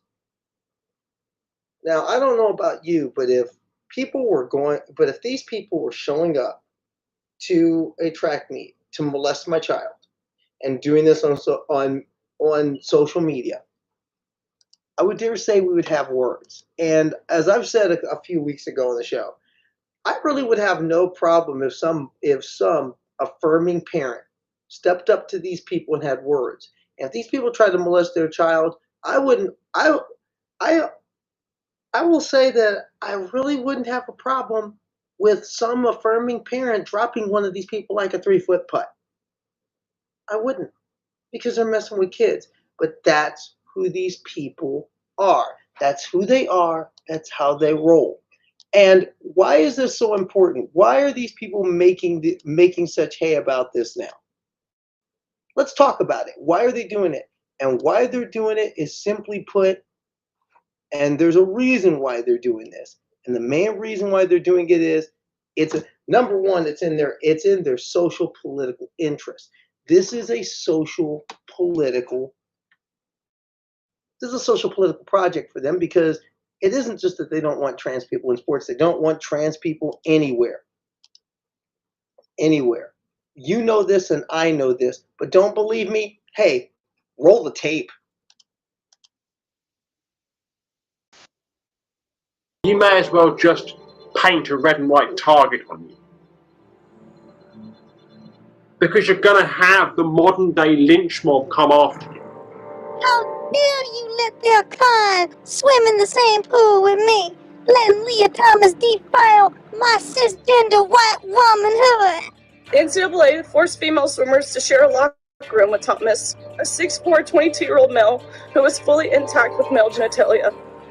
And these people are sick, and I don't say that lightly. The NCAA is a perverted organization. They platformed a biological male who won a national championship and then was allowed in incredibly disturbing detail to be around you and your fellow competitors. Someone should have just took care of it the way we used to take care of things in the 1950s or 60s. But sounds like Charlie Kirk and Turning Point want to organize a lynching. How you handle things in the 50s and 60s. I'm a black American. I know what that dog whistle sounds like. And I'm a trans American, which means I'm the target now. Riley Gaines knows she's lying. The people that backing her know they're lying. But they believe, cisgender American, that you don't know they're lying. And they believe you'll buy their dehumanization campaign. So, cisgender American, are you going to buy the lie? And that's what we're talking about in this election year. And that's another part of this. You see, this is an election year. And Stephanie, you know what that means. Yeah, you know what it I means. do. We know what it means. We all know what it means. It means that somebody is going to act a fool because it gets votes, even though it's been proven. And if you read Aaron in the Morning, by the way, like Ember said, if you don't subscribe to Aaron in the Morning, you should. Hmm. This doesn't actually win votes. Transphobia doesn't win votes, but a certain political party, the Republicans, believe that it does. They believe this stuff wins votes. And these politicians fall right in line with groups like Icons and the groups who fund them. Well, by the way, Icon says we're a bipartisan organization. They're not. No, they aren't. Don't believe me? Roll the tape.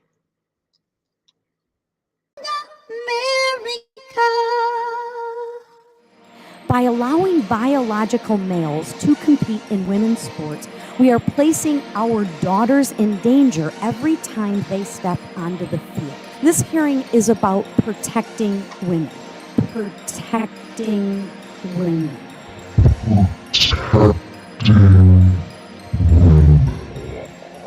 And America really hates cheaters. That is why beating women in women's sports is so obnoxious to American public. It normalizes and encourages the terrible reality and tragedy of children mutilating themselves. You mean by encouraging these kids to play on an athletic team that doesn't match their actual sex, you may be sending them down this path in which they might wind up killing themselves? Absolutely. In addition to using cross-sex hormones or puberty blockers, that actually sets off many latent mental health conditions. Today we have something called gender-affirming care in our country, which is really cutting off the body parts of people. Cutting off the body parts. In order to make them feel like they're another gender, which is completely wrong. It's not just a matter of people who pretend to be girls or women who are biological males moving into girls and women's sports to take a place, but isn't there an issue of the difference in strength and the issue of safety? I don't want to be considered a bigot or a transphobe. In March of 2022, female swimmers from around the country and I were forced to compete at NCAA's against Leah, formerly Will Thomas. Just allowing a male into their sorority house, watching them as they shower and undress, walking around in the vein of being explicit here, but again, walking around erect. A 6'4", 22-year-old male who was fully intact with male genitalia. What more can Congress do to ensure that the Biden administration is not able to radically alter Title IX? This chamber, as well as the upper chamber, should consider passing legislation specifically to keep sex separated and distinct by biological sex. Transgenderism must be eradicated from public life entirely. Eradicated. That's why I've drafted a bill, Save Women's Sports Act. This attempt to erase transgender rights is brought to you by the Heritage Foundation. If you hate trans, we'll put money in your hands. And we'll take their money and make it the law of the land. We're the Republicans. We think you hate transgender people as much as we do.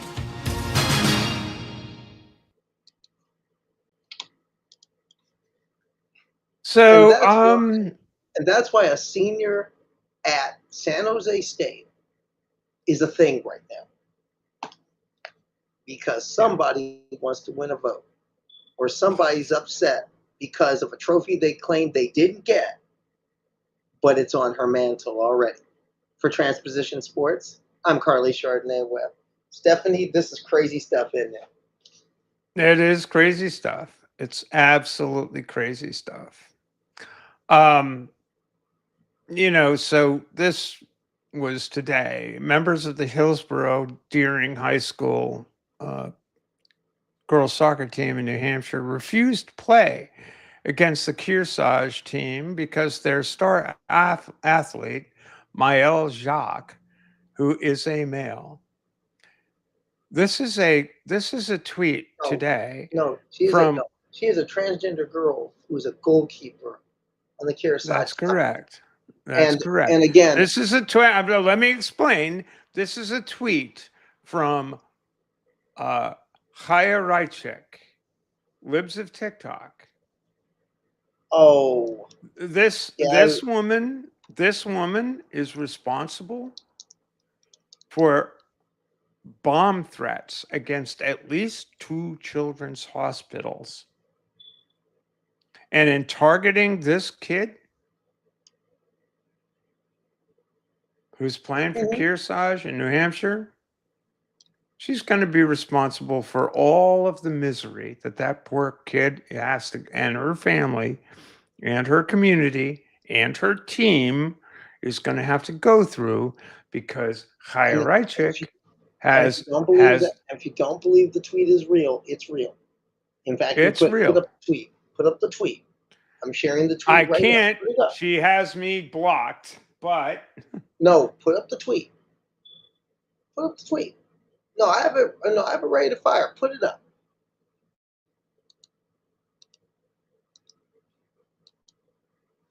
all right, I'll see if I can do it. No. Give me the share and I'll put it. You have it. All right. Mhm. Show on stream. Okay, cool. There we go. This is what I'm talking about. This is what's happening here. This is what's going down. This is what's going down, peeps. This is how far they go. This is how far that they will mess with. They're messing with a kid. This is somebody's kid, yo. This is a kid, yo. This is somebody's child. This young girl is someone's child. And this is how they come after them. And I would dare say it's horrible that this happens, but people, you need to know what we're up against.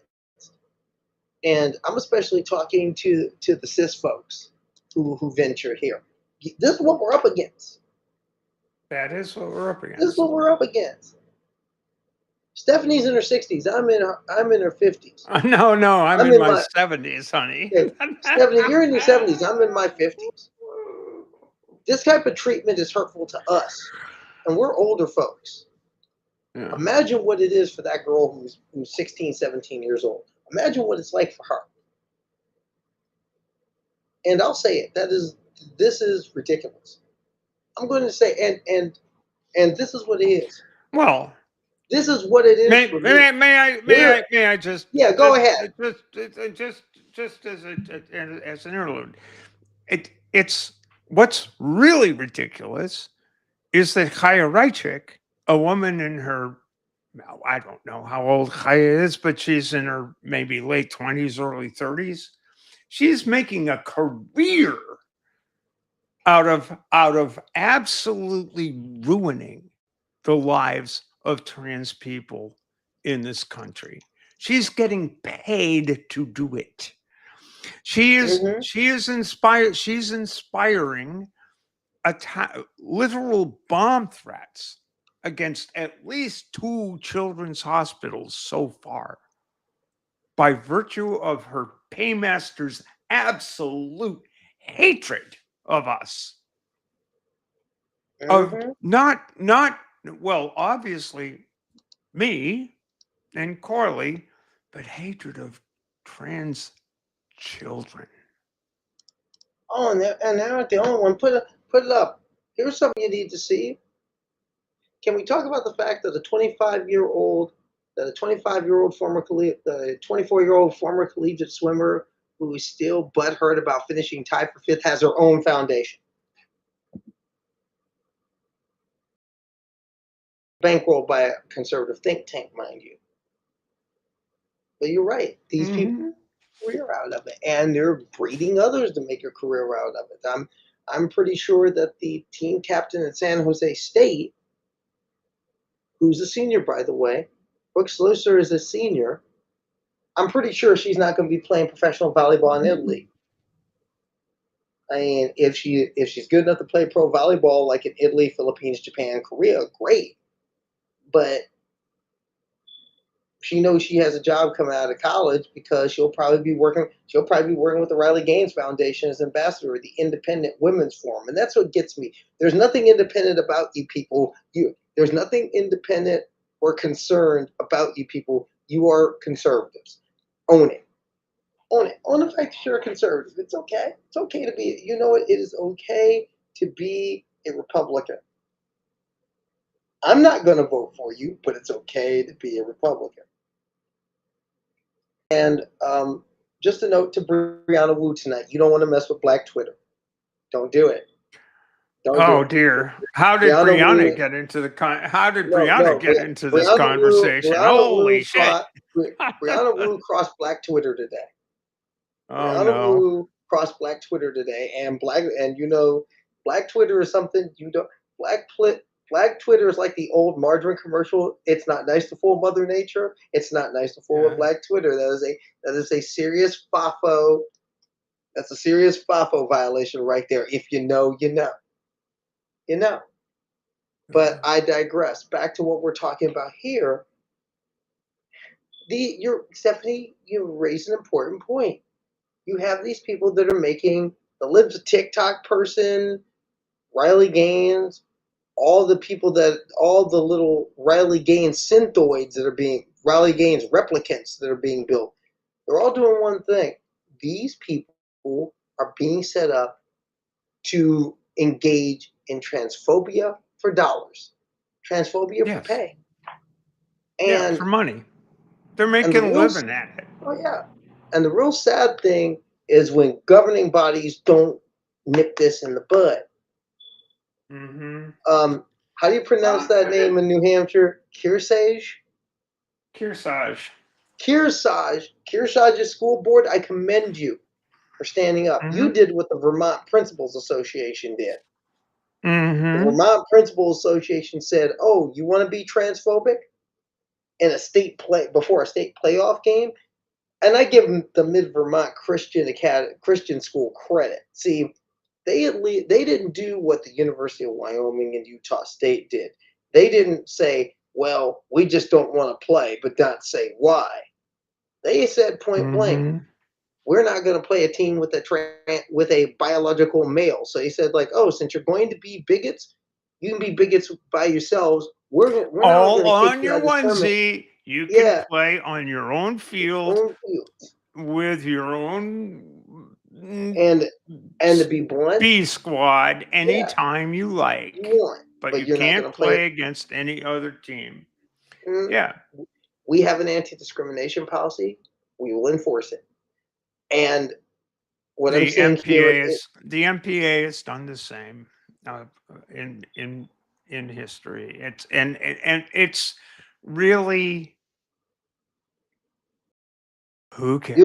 Maine, I take Nobody's it. ever cared. Yeah, MPA is You're talking about Maine. Maine Principals Association has done the same. Well, I have a feeling though, if somebody in Maine acted a fool, Nicole Maines would come up there and like set a few people. Well, that's what I'm talking about. Well, yeah, Nicole Maine sort of set the bar pretty goddamn high, along with the Maine Supreme Court. But I'd like to see the Mountain West Conference do that. And again, I give Colorado State a lot of credit because I'm pretty sure that Colorado State had at least a little bit of pressure on them to forfeit. But Colorado State was saying, "No, we have a Mountain West title to defend. We're thinking November and December." And I was talking to Sid Ziegler about this today, about how this can play out. And Sid Ziegler is executive editor of Outsports, right? The co-founder of Outsports, executive editor. Yeah. And see, what a lot of people have to understand is that. By the way, everybody needs to be reading Outsports. But Carly works for Outsports, and it's a great publication. Covers all of the queer community throughout the sports world, and you should look them up. Outsports.com. Go ahead, do it. I appreciate that. But one thing that I do want to point out, talking to Sid today, and one of the things we did talk about is how this end game could play out, and something that what certain people are hoping for, and am hoping for, is that a big, because right now you're talking about a mid-major conference in women's college volleyball. There is hopes that one of the heavies, like Pitt, who's current #1 team in the country right now, like Pitt, Stanford, Nebraska, Wisconsin, that one of the heavies rings in on this issue and forfeits. As far-fetched as it is, look, can you imagine you're running up against San Jose State somewhere in the tournament, and some team in the first round doesn't want to play them in the NCAA tournament? How ugly that could look. That's one of the. This is about a disruption, and this is where I feel the conference is. I feel the Mountain West. First off, what the NCAA and the Mountain West both need to do is go up in front of the public and say, these are our rules. And the NCAA rules, you can go to the NCAA's website and look at them for yourself. In fact, I will put the link in the chat to let you know where you can find those rules. Because if you don't know what the regulations are, and a lot of our adversaries don't, we're going to make this. I'm going to make this easy for you. I'm going to make this. I'm going to make this easy for you because if you don't know, you need to know. Most people do not understand that there have been rules and regulations for a very long time that I abided by, that you've abided by, that every single person for 20 fucking 7 years level, yes. has abided by. Within the sport of sailing and within most sports, and the NCAA has had regulations for quite a long time, and it has not been a problem until Matt Walsh's limp dick was disappointed. I mean, it's just stupid. The whole thing is stupid. Yes, it is. Oh, it's definitely stupid. But there you go. We live in a stupid world. Maybe we can take steps to end the stupid world, get back to where it was before people started losing their minds about trans people. I don't know. I hope so. I think one place that can start is with the NCAA and the Mountain West Conference. In this case, for example, saying, number one, these are what the rules are. Number two, this athlete. First off, this athlete, if they were trans, they've gone through the rules already. They've gone through our regulations already. If they're a cisgender person, I don't see what the issue is because she's by every metric and every rule, regardless of how you may see her, she is eligible to compete. End of discussion. End of discussion. Now, if you have a problem with the rules, this is where Charlie Baker needs to say, my door's open if you want to talk about them, but understand it. We have a process, go through the process. But this isn't it. But this protest and forfeiture isn't it. And there's a lot of people who are talking about there should be sanctions against Wyoming, or not Utah State, but rather Boise State. I've been getting that school wrong. But here's the only problem with that. What kind of regulations can you have? What can you possibly do to them? That's what the problem is. What can you possibly do? What can you possibly? I mean, I know one place where you could hit Boise State because they already said they're going to forfeit again. One place you can hit Boise State is joining a new conference. They're joining the Pac-12 because of football. It would be nice if the Pac-12 said, we have an anti-discrimination clause in the Pac-12. So you've got two choices. You've got two choices. If you want to remain in the Pac-12, you either follow NCAA rules or we will disinvite you. You don't like it, take it to court.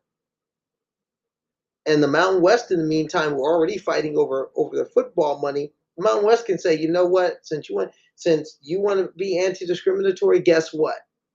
We'll take your share of your football. We'll take your share of our television money for football. We'll take your share of our you're going to pay a fine. So there's your television. Oh, by the way, if you make the college football playoff, which Boise State could this year, Boise State is definitely in the running to possibly make the college football playoff, to make that final 12.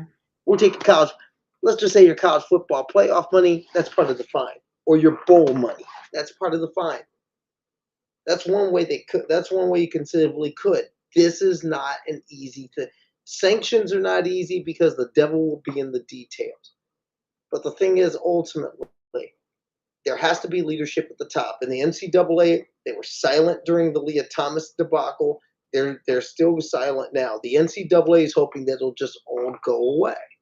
But as Well, you're I seeing think here, it's it's not going definitely away. well, as you saw in the Olympics, it's not going away. You got a whole bunch of people losing their goddamn minds about actual cisgender women.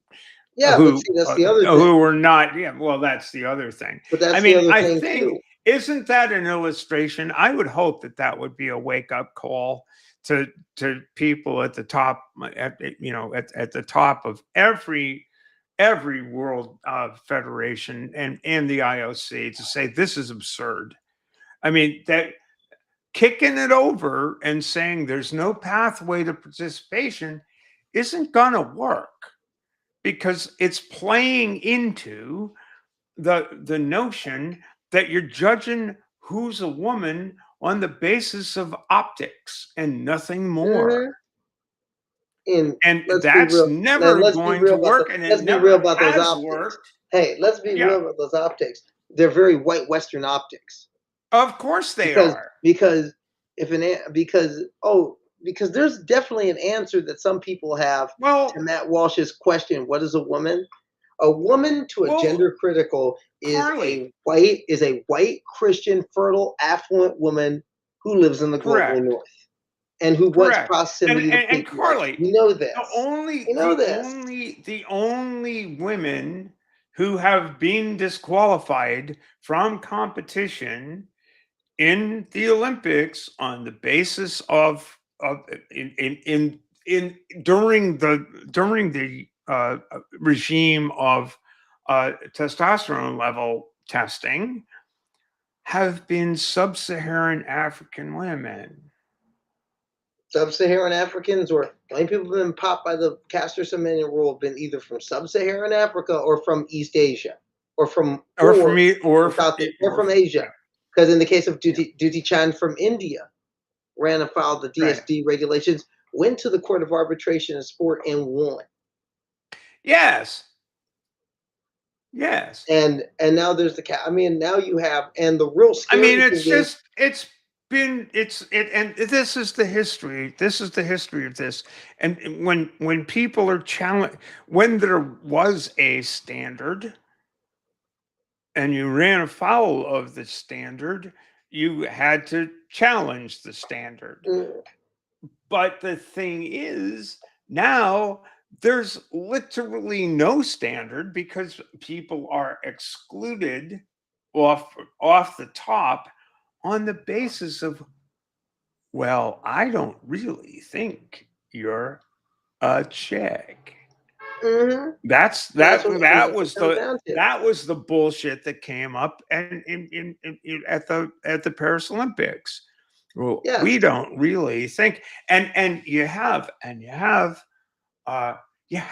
fucking liberals, fucking, we support trans people. We see you, but we ain't gonna fight for you. We support trans people.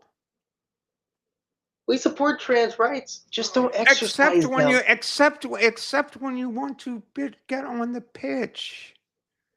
We or support way I trans see it is, people. or the way I see it is, I stand for trans rights as long as you don't exercise them.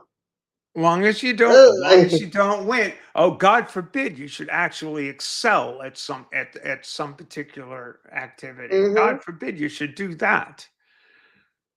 Or God forbid you just want to be a kid who wants to run track and play soccer for your high school. I'm talking to Professor Dave. I'm talking to Professor Dave here. I'm talking to Stephen Woodford here. Look at y'all got to understand that you are not allies if you are going to exclude trans women and women with differences of sexual development DSDs, you're not a fucking ally if you draw the line at sport, because that's your little closet that you want to put us into. Mm-hmm. Also, That's your little closet, I want to send a shout out. and that's where you draw the line, and that makes you just as much of a bigot as Matt Walsh, because his line is way further back. But you've still got a line, dude. You still have a line, and you still will not acknowledge that trans women are women, trans men are men, and until you get there, see ya. Well, who knows when they're going to get there? But I do want to give a shout out to all the trans youth, who are getting out there playing. Keep playing. Absolutely. To the parents and coaches and teachers and just people in the community, to the adults and the peers and the teammates, support them, stand with them, shield them. They need you. And I want to send a special shout out to Mayo Jacques. Mayo, you keep doing what you're doing. And oh, by the way, I will come up to New Hampshire to see you play. I want to see you play. I want to meet you. I want to root for you. I want to, and I want to bring you to Transposition Sports. How about it? How about it? Yes. Let's do Maybe it. give me some high jump tips. But the point is, and this goes for all these young people. We want to know who you are, because we want, and the parents, we want to know who you are, because we want to celebrate you, we want to lift you up, and we want to support you, because you shouldn't have to go through that alone. And to all and to everyone out there, if you're following these stories and are happening in your communities, remember this on November 5th. Remember in November. All those people you saw in that little Remember video, the 5th of November. For those of you who do not know the story of Guy Fawkes, but remember the 5th of November. remember. Let's the 5th of November. don't blow up Parliament, okay? Let's don't do that. Let's don't blow up the Constitution. But that's what we do. Let's don't blow up Let's blow every democracy. Let's kick every transphobe out of office. All those people you saw in that little video I built, they're on the House of Representatives. They're up for re-election. Vote them out. Learn who they are. Vote them out. Vote them out. That's the answer. Monica Roberts said it best, and I don't mean to be I'm going to be politically partisan. The late, great Monica Roberts said it best. The best way to help build trans rights in this country, fire every Republican. Send them walking. Fire each and every. If you see an R next to their name or an elephant next to them, they can't get voted in. You can't vote them in. If they're in office, vote them out. Because the fact of the matter is, this is what they're about. Transphobia for a strong America. But that's not how you build a strong America. You build a strong America by protecting every kid. You build a strong America by protecting the people. That's how you build a strong America. I'm looking at our chat, and I see a chat. I see something from someone called Gregor Horror. I'm just finding this channel. I'm a 42-year-old pre-op trans man with dysphoria.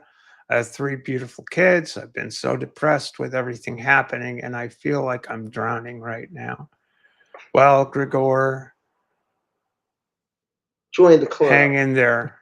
Well, I'm saying join the club, because we're all feeling that right now. Yeah, we are all feeling that right now, but you know what? There's always a point where you just don't know where you're going, but you've found a you found an aspect of yourself that you know that you have to go along, you have to go with. And you know, sometimes if you lean into it, it works out. Exactly. what Stephanie said. I leaned into it 27 years ago, Gregor, and I would not be here had I not done so. There's a lot to say for as it transition certainly didn't cure my troubles. I've got all sorts of fucking troubles right now, and I really don't know where I'm gonna be living a month from today. But at least I'm me. And if however it works out, I would just say hang on. Hang on. Hang on to yourself and hang on to your hang on to your essence. Because if you haven't given yourself a great big hug, you really should. You know, you can come up for air. You really can. You know. Yes, you can. And I know it's not easy. Oh God, it's not easy. Oh, you know, and I know. No, Been it's there. not easy. It's not easy at all. It's not easy at all. And there's and nobody ever gives you a PFD. Nobody ever gives a personal flotation device. It's like it's a fucking mess. It is. And you but- wonder when can, and you wonder will it get better? Will it get better? Will it ever come together? Oh yeah, Will you it'll ever come get- together and then completely fall apart. I mean, I don't know. It's funny. It's just funny. The life is funny. It is. This is like a totally off the cuff thing, but I back in 1975, me and my ex moved into a third-story walk-up on Gainsborough Street in Boston, Massachusetts. And as we were moving in, we were moving our stuff in, and in the hallway, this was like in late October. In the hallway, sitting on top of a table, and the tabletop was decorated by with the insignia of Richard's Wild Irish Rose, which is a fortified wine that is the absolute worst fucking fortified wine in the universe. But on the top of that table, and as young, 20-somethings, we evaluated the table and figured, well, Richard's Wild Irish Rose, maybe not. But on top of it was this Selim plant. And the Selim plant was getting the chills. So we adopted the Selim plant. We took it into our apartment and kept it going. The apartment had good sunny exposure. And we kept it around for all of the time we were together. And we parted ways in 2002. And I inherited the Selim plant, and I've kept it going, and from 2002 to 2024. And last Friday, given my own situation where I'm somewhat in flux as far as living situation is concerned, because many other stories. I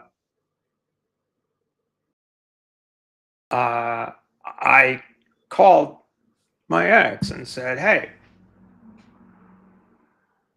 you remember that zone plant that we came across in 1974 when we were moving into 109 Gainsborough Street?" And it's like, yeah. It's like, well, here's the situation. I'm sort of in flux right now. I don't really have a permanent place to land, but would you be willing to take care of that thing for me?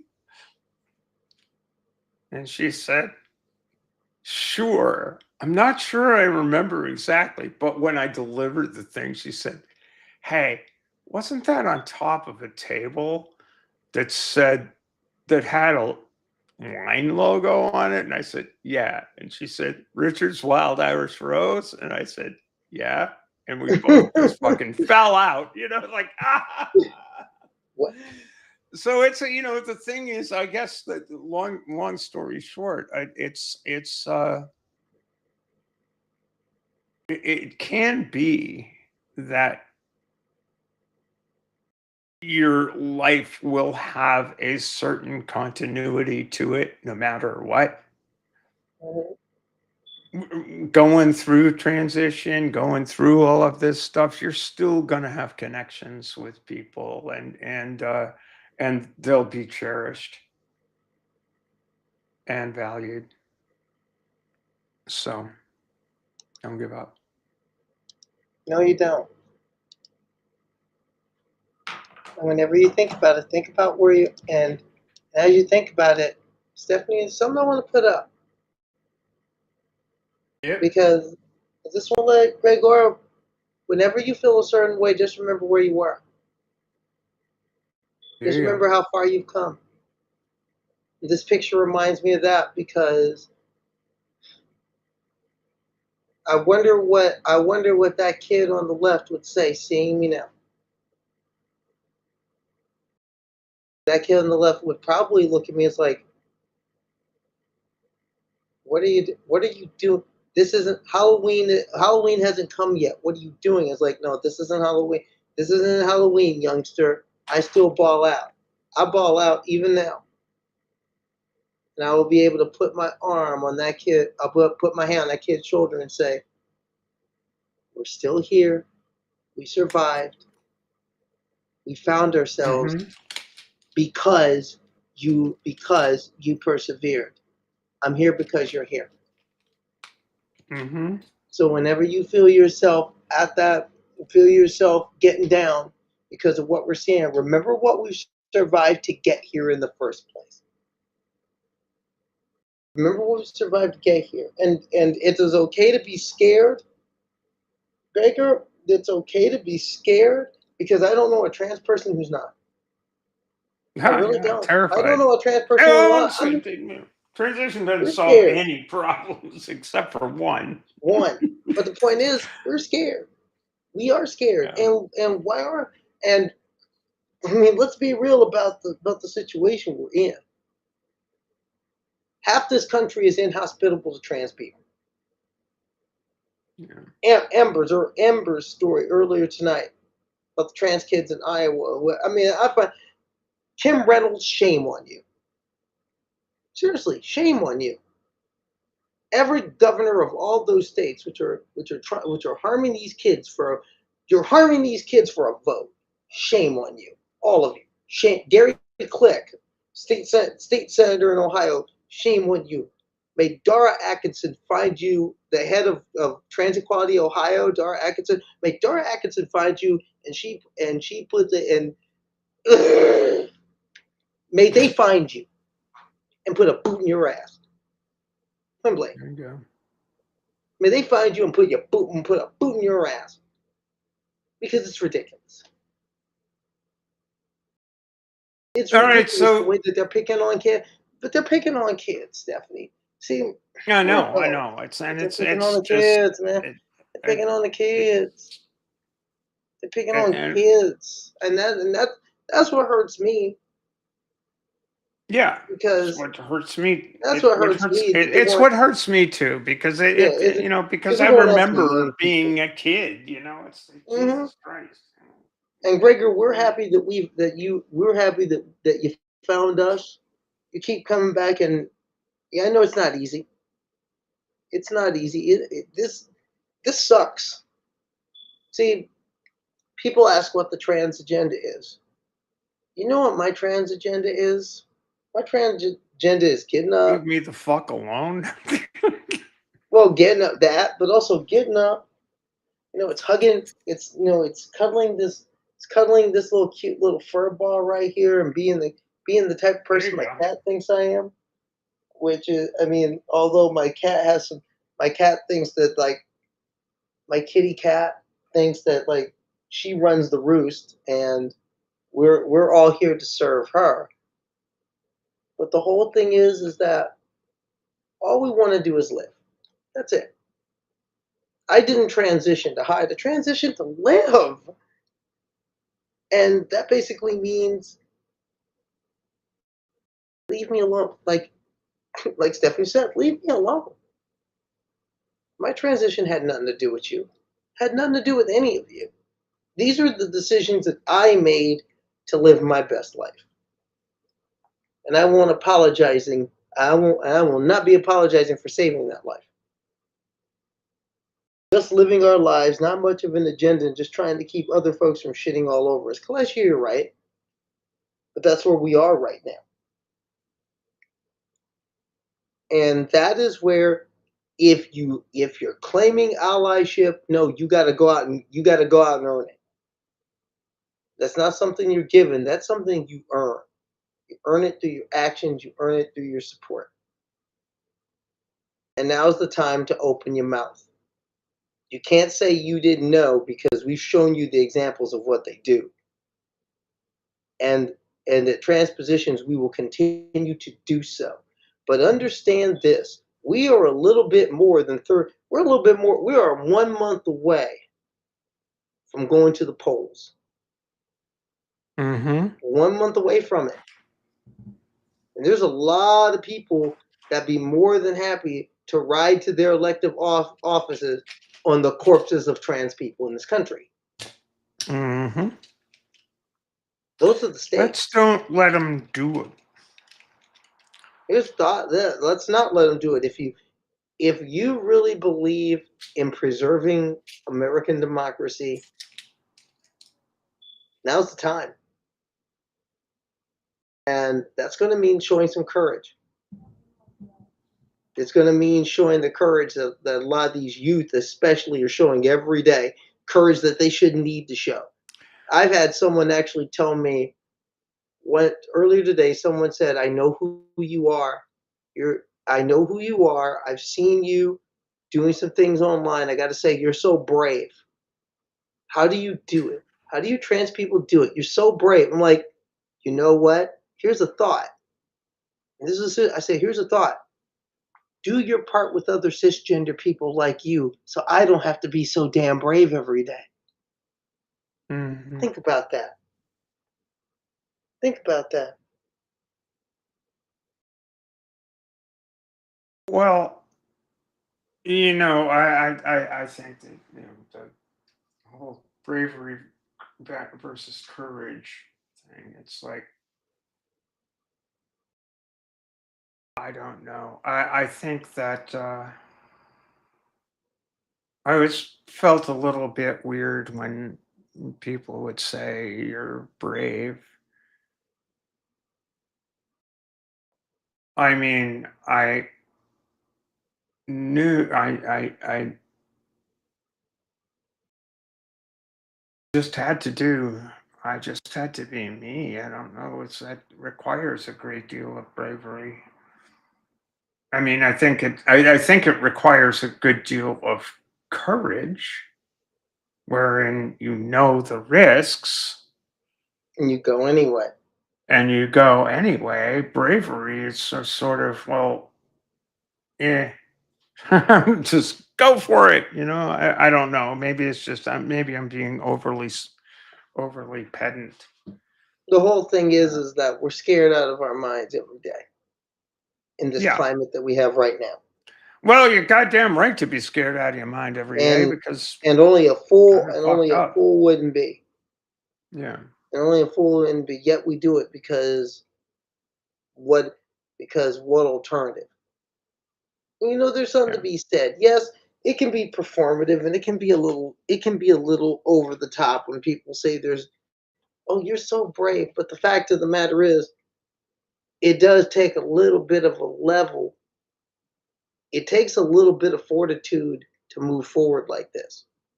Mm-hmm. It takes a little bit of it does take it. Because so many of us, when you make this move forward, there are losses. There are people that leave their lives. There are people who lose jobs, and there are people who lose families, and there are families who disown kids and throw their kids out of their houses. There are school boards who say we want nothing to do with you. Mm-hmm. But however, for many of us, and I'm one of those people, and I'll admit it right here. Like I said, I will never apologize for saving my own life because that's what this decision meant. And that's what it meant. And I'm grateful to I'm grateful At the to end the of the friends day, and support. And I'm grateful to the friends and supporters who stayed on the ride. I'm grateful for all those who have been who've been down with me. I'm grateful to all of you. And you know what? It takes time. It does take time. But I found that I can't count. I can only count to 2 people who, while there were a number of folk who were just appalled about my transition 27 years ago, they got over it. I didn't move anywhere. I didn't change anything. I mean, I just told you a whole story about my reuniting of a cell plant with my ex. Yes, relationships change, but they didn't fall completely apart. And it's patience and time, and people realize you're just another person. It really it can work out. I'm not trying to be a Pollyanna here, but it can work out. It can also be horrific, but it can work out. You know, I don't know. Anyway, on that happy note, let's get the hell out of here because it's almost 10:30 and we've been going for 2.5 hours, and that's like our drill. So want to thank all of you for coming to join us here on a somewhat bumpy night. I apologize for my awkwardness in producing, but you know, we're learning. And thanks all, and have a good night. See you next week. We'll hopefully Bree will be back, and we'll have some more stuff going on. And ciao. Ciao meow. Right.